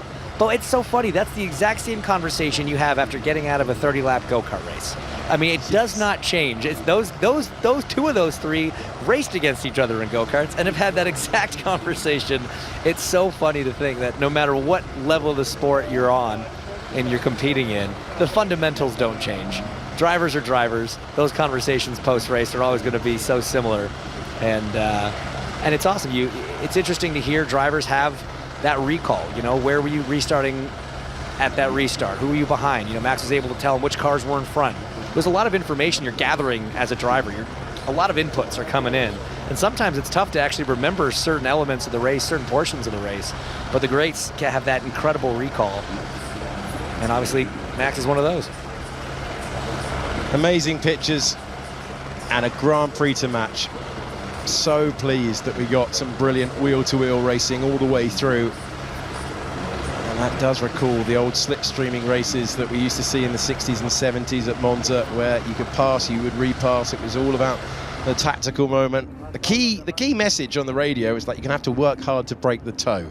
That you haven't heard too many times. We sent DC out about 15 minutes ago. He's now going to speak to an epic top 3 who provided us with so much entertainment. Checo Perez, that was an incredible battle, incredible race. You picked up some damage at the beginning of the Grand Prix, but the safety car brought you back into it. Take us through your race and, of course, that incredible battle with Charles Leclerc. Yeah, it was. It started really difficult with a lot of damage. Initially, we broke the front wing, so we basically went all the way to the back of the grid, and then progressively we were picking one by one, and things were going well. We had a really strong pace on that first stint, so we put back ourselves in the contention, and then with the safety car that brought us into the race, I overtook Charles, but I couldn't pull away from him. I was just carrying a little bit too much wing in my car, so my straight line speed was a little bit down, and I just couldn't pull away from him. And then Max came. He passed us both. With Charles, he went straight, and it was quite difficult out there with the gust of wind that we had a few times. I ended up locking a few times, but luckily we kept it on track. And then there in the end with Charles, I wasn't expecting him. He was 0.7, but then the braking zone he was there. So well done to him and to Max. Overall, a very exciting Grand Prix for us to watch in commentary. This is one for you to watch back. Are you giving this one a tick? Las Vegas, it really delivered some good racing. Yeah, I think it did, you know, because it was good for racing. It was not easy to basically pull away from the people behind, and it's like a little bit like Baku being the lead car makes life a little bit harder for you out there, so I think it did deliver. Checo, thank you very much for that. Congratulations on your 3rd place. And now our 2nd place finisher, Charles. What a weekend. Another fantastic pole position. Well, where do we start? At the start, we saw a very close battle with yourself and Max. We know Max got the 5-second penalty for that. And then there's an amazing comeback right at the very end. I mean, what a race. Honestly, I enjoyed it so much. I'm of course disappointed to only finish 2nd, but at the end, that was the best we could do. At the start, it was very tricky because I think Max on the inside lost a little bit the grip and brought me on the outside. But then we had the pace, we passed him back, and we were really strong overall. So that was a really good race. We got a bit unlucky with the safety car. We didn't pit because we didn't know what the others will do, and we went for track position and keeping that 1st place. And that was difficult with the older tires towards the end. But 2nd place with a lot of fights, honestly, I enjoyed it. We didn't know coming into this first Grand Prix in Las Vegas just how good the racing would be. The answer is the racing was absolutely brilliant. It was brilliant entertainment from beginning to end, and to get that repass to get second place on the final lap, it was non-stop adrenaline. Yeah, no, again, I really enjoyed it, and I think we needed it. Of course, the weekend didn't start the way it had to start, but I'm so happy that it ended that way. It's such an incredible sport, and I think today is the... I mean, there was no better race for a first race in Vegas. The energy around the city is incredible, and yeah, just really, really happy with... I mean, at least I really enjoyed today. And finally, just a quick message for all the fans around the streets here, having a Ferrari on pole and then having a podium. Yeah, well, I'm sorry about the second place. I gave it all, but on the other hand, I'm sure that everybody had an amazing time looking at the race. I really, really enjoyed it, and we shall have more races like that where the racing is like that, because it was really enjoyable. Thank you. Charles, congratulations on that second place. And finally, ladies and gentlemen, our winner, taking his 53rd victory, his 18th this season, and his 6th straight victory in America. Max, what a season you're having, but you had to work very hard for that one. Yeah, it was a tough one. I mean, I tried to go for it at the start, but yeah, I think we both braked quite late, and then I just ran out of grip, and we ended up a bit wide, so the stewards gave me a penalty for that. And then, of course, that put us a little bit on the back foot. I had to pass quite a few cars, and of course a safety car again, so at that point already was a lot going on in the race. And then, yeah, once we had the matches to the end, you know, we can go flat out. I had to pass a few cars to get into the battle with them, but then you could clearly see with the DRS around here, it was very powerful. So even when you would take the lead, if the guy behind would stay in the DRS, he would still have an opportunity to come back at you, which I think created quite a lot of good racing here today. So it was definitely a lot of fun. Yeah, the racing was exceptional, and it was close at times as well. We saw the contact there with George Russell. Your front wing end plate was damaged. Did that affect the balance of the car? Did they do an offset at your final pit stop to compensate for that? I think we were happy not to touch it because it looked already quite, broken. Of course, the structure was fine, but it's never ideal. Let's say like that. There was always a bit more understeer in the car, but luckily, we could still win the race. Now, Max, for us in the commentary box, for the fans around the circuit, that was a really brilliant race. Definitely worth watching back on your 18th victory. There was so much action out there. So we can declare this a very successful circuit and Grand Prix. Yeah, it was a lot of fun there.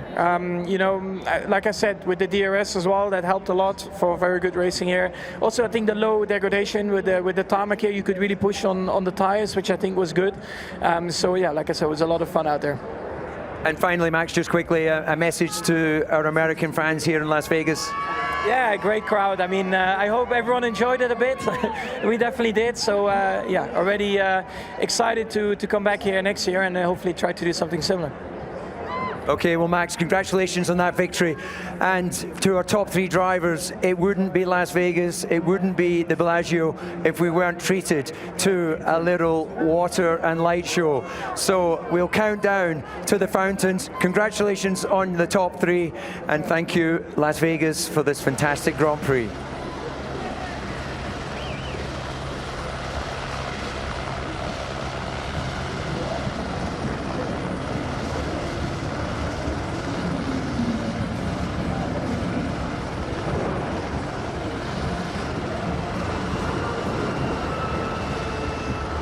Well, thank you to David Coulthard, speaking to the top 3 and the most famous fountains for miles are once again putting on a show like these 3 did.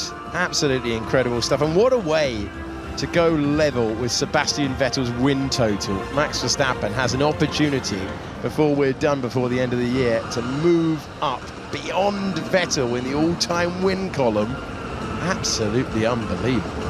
Yeah, we're running out of words, aren't we? We're running out of adjectives to describe the season that Red Bull's having, and Max specifically. But as you say, this is a town that's known for putting on a great show at night, and the Formula One crowd did not disappoint at all. So much on-track battle. I love hearing Max talk about being able to push. You know, you go back to Brazil when he said, look, we were looking after tires so much, I didn't push 1 lap the entire Grand Prix. Here, they were able to push, and look what happens with the racing. Same thing that we saw in Qatar. drivers are able to push the whole Grand Prix, and the racing just ends up being so good. Oh, remarkable stuff. Here's the race results after a brilliant battle where all three of these drivers held the lead on sequence of the stops. It's Max Verstappen who comes out on top and claims his 53rd Grand Prix victory. Charles Leclerc with a bold move on the last overtaking opportunity on the final lap to beat Sergio Perez to second. Perez back on the podium for the first time since Spa, and then Ocon with an amazing drive. Who was very, very impressive to go from 16th to 4th. Then it was Lance Stroll, Carlos Sainz, Lewis Hamilton. George Russell got a 5-second penalty, and that put him down to 8th. Alonso and Piastri completed the point scorers. And then you can see Gasly, who ran as high as 3rd at one point. And it was Albon Magnussen, Ricciardo, Zhou Guanyu, Logan Sargent, Valtteri Bottas, Yuki Tsunoda and Nico Hülkenberg. A word for Lando Norris, the only retirement from the Grand Prix. He went to the medical centre. He has been sent to hospital, but it's only for precautionary checks. They're doing it by the book after that heavy trip off the road at speed. Let's listen back in to these three. But at low speed, we have such a good...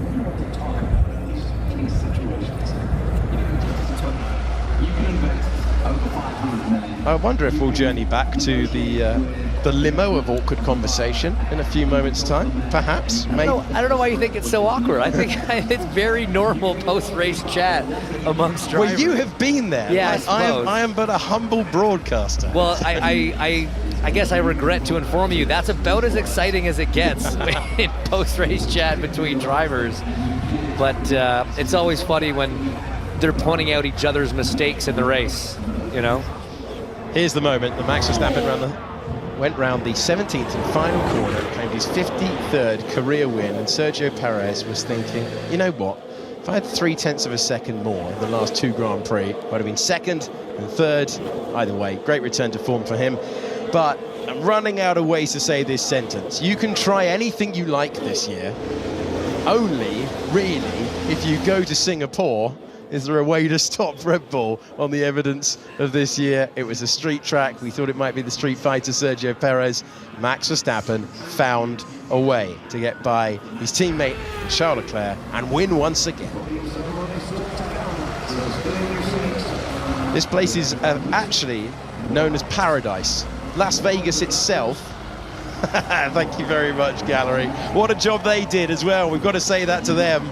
How many passes did we bring you on F1 TV tonight? What a fantastic job for those on site and back at the Media and Technology Centre at Biggin Hill. And I want to say thanks to everyone who's put this Grand Prix together, because there were some extraordinary efforts put in. The amount of circuit workers, the amount of logistics to go racing on one of the most famous miles in the world is absolutely mind-blowing. And when we get a Grand Prix like that, Hinch, worth every moment. Worth every moment, worth every penny. We know it's a huge investment in this facility, in this race. The city getting behind it. The fans turned up. Every day the crowd increased quite a bit. Today was absolutely packed. I've never seen a grid quite like that, just in terms of volume of people.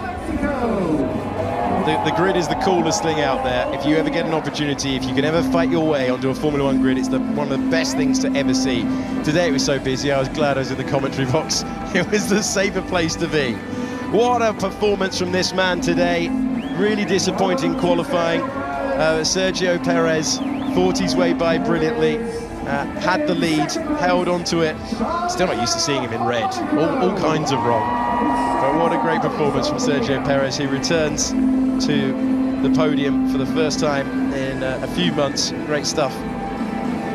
And he deserves that one after a fine drive through the field from 11th on the grid. Charles Leclerc must have believed it was his day when he was on the medium tyre, but then the timing of the safety car, well, that reset the race.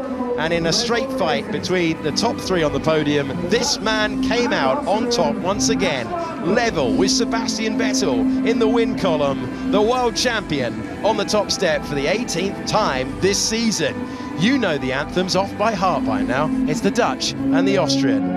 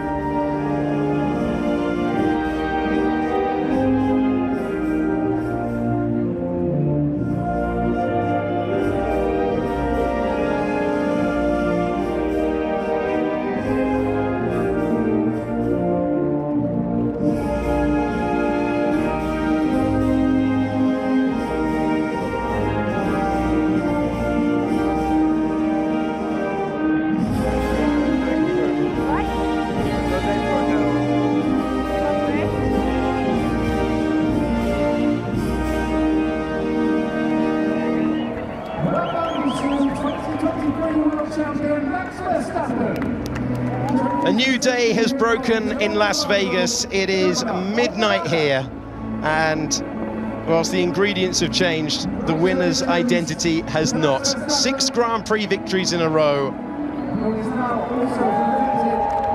but total satisfaction for the man who's taken up his residency on the top step once again. And the gold medal presented as well. FIA gold medal to go with the winner's trophy. And Red Bull have taken all the Grand Prix but one. Truly magnificent stuff. Only Singapore missing. But 18 for Max, 2 for Checo, 1 for Carlos. And Charles must be thinking, when does that drought end? The CEO of Liberty Media handing over the trophy, the reason that we're in these parts.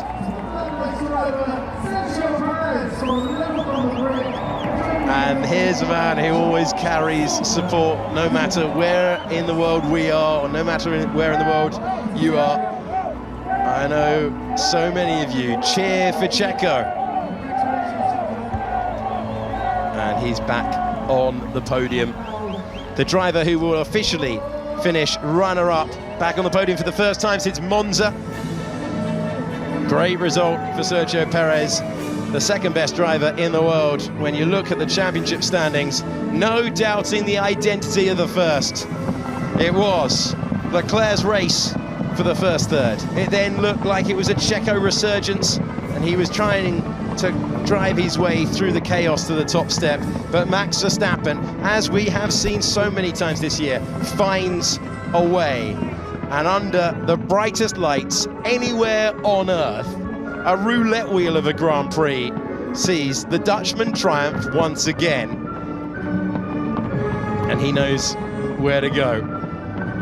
And when this place puts on races like this, maybe you do too. The strip hasn't seen action like that in years. And after 40 years, my word, was it worth the wait?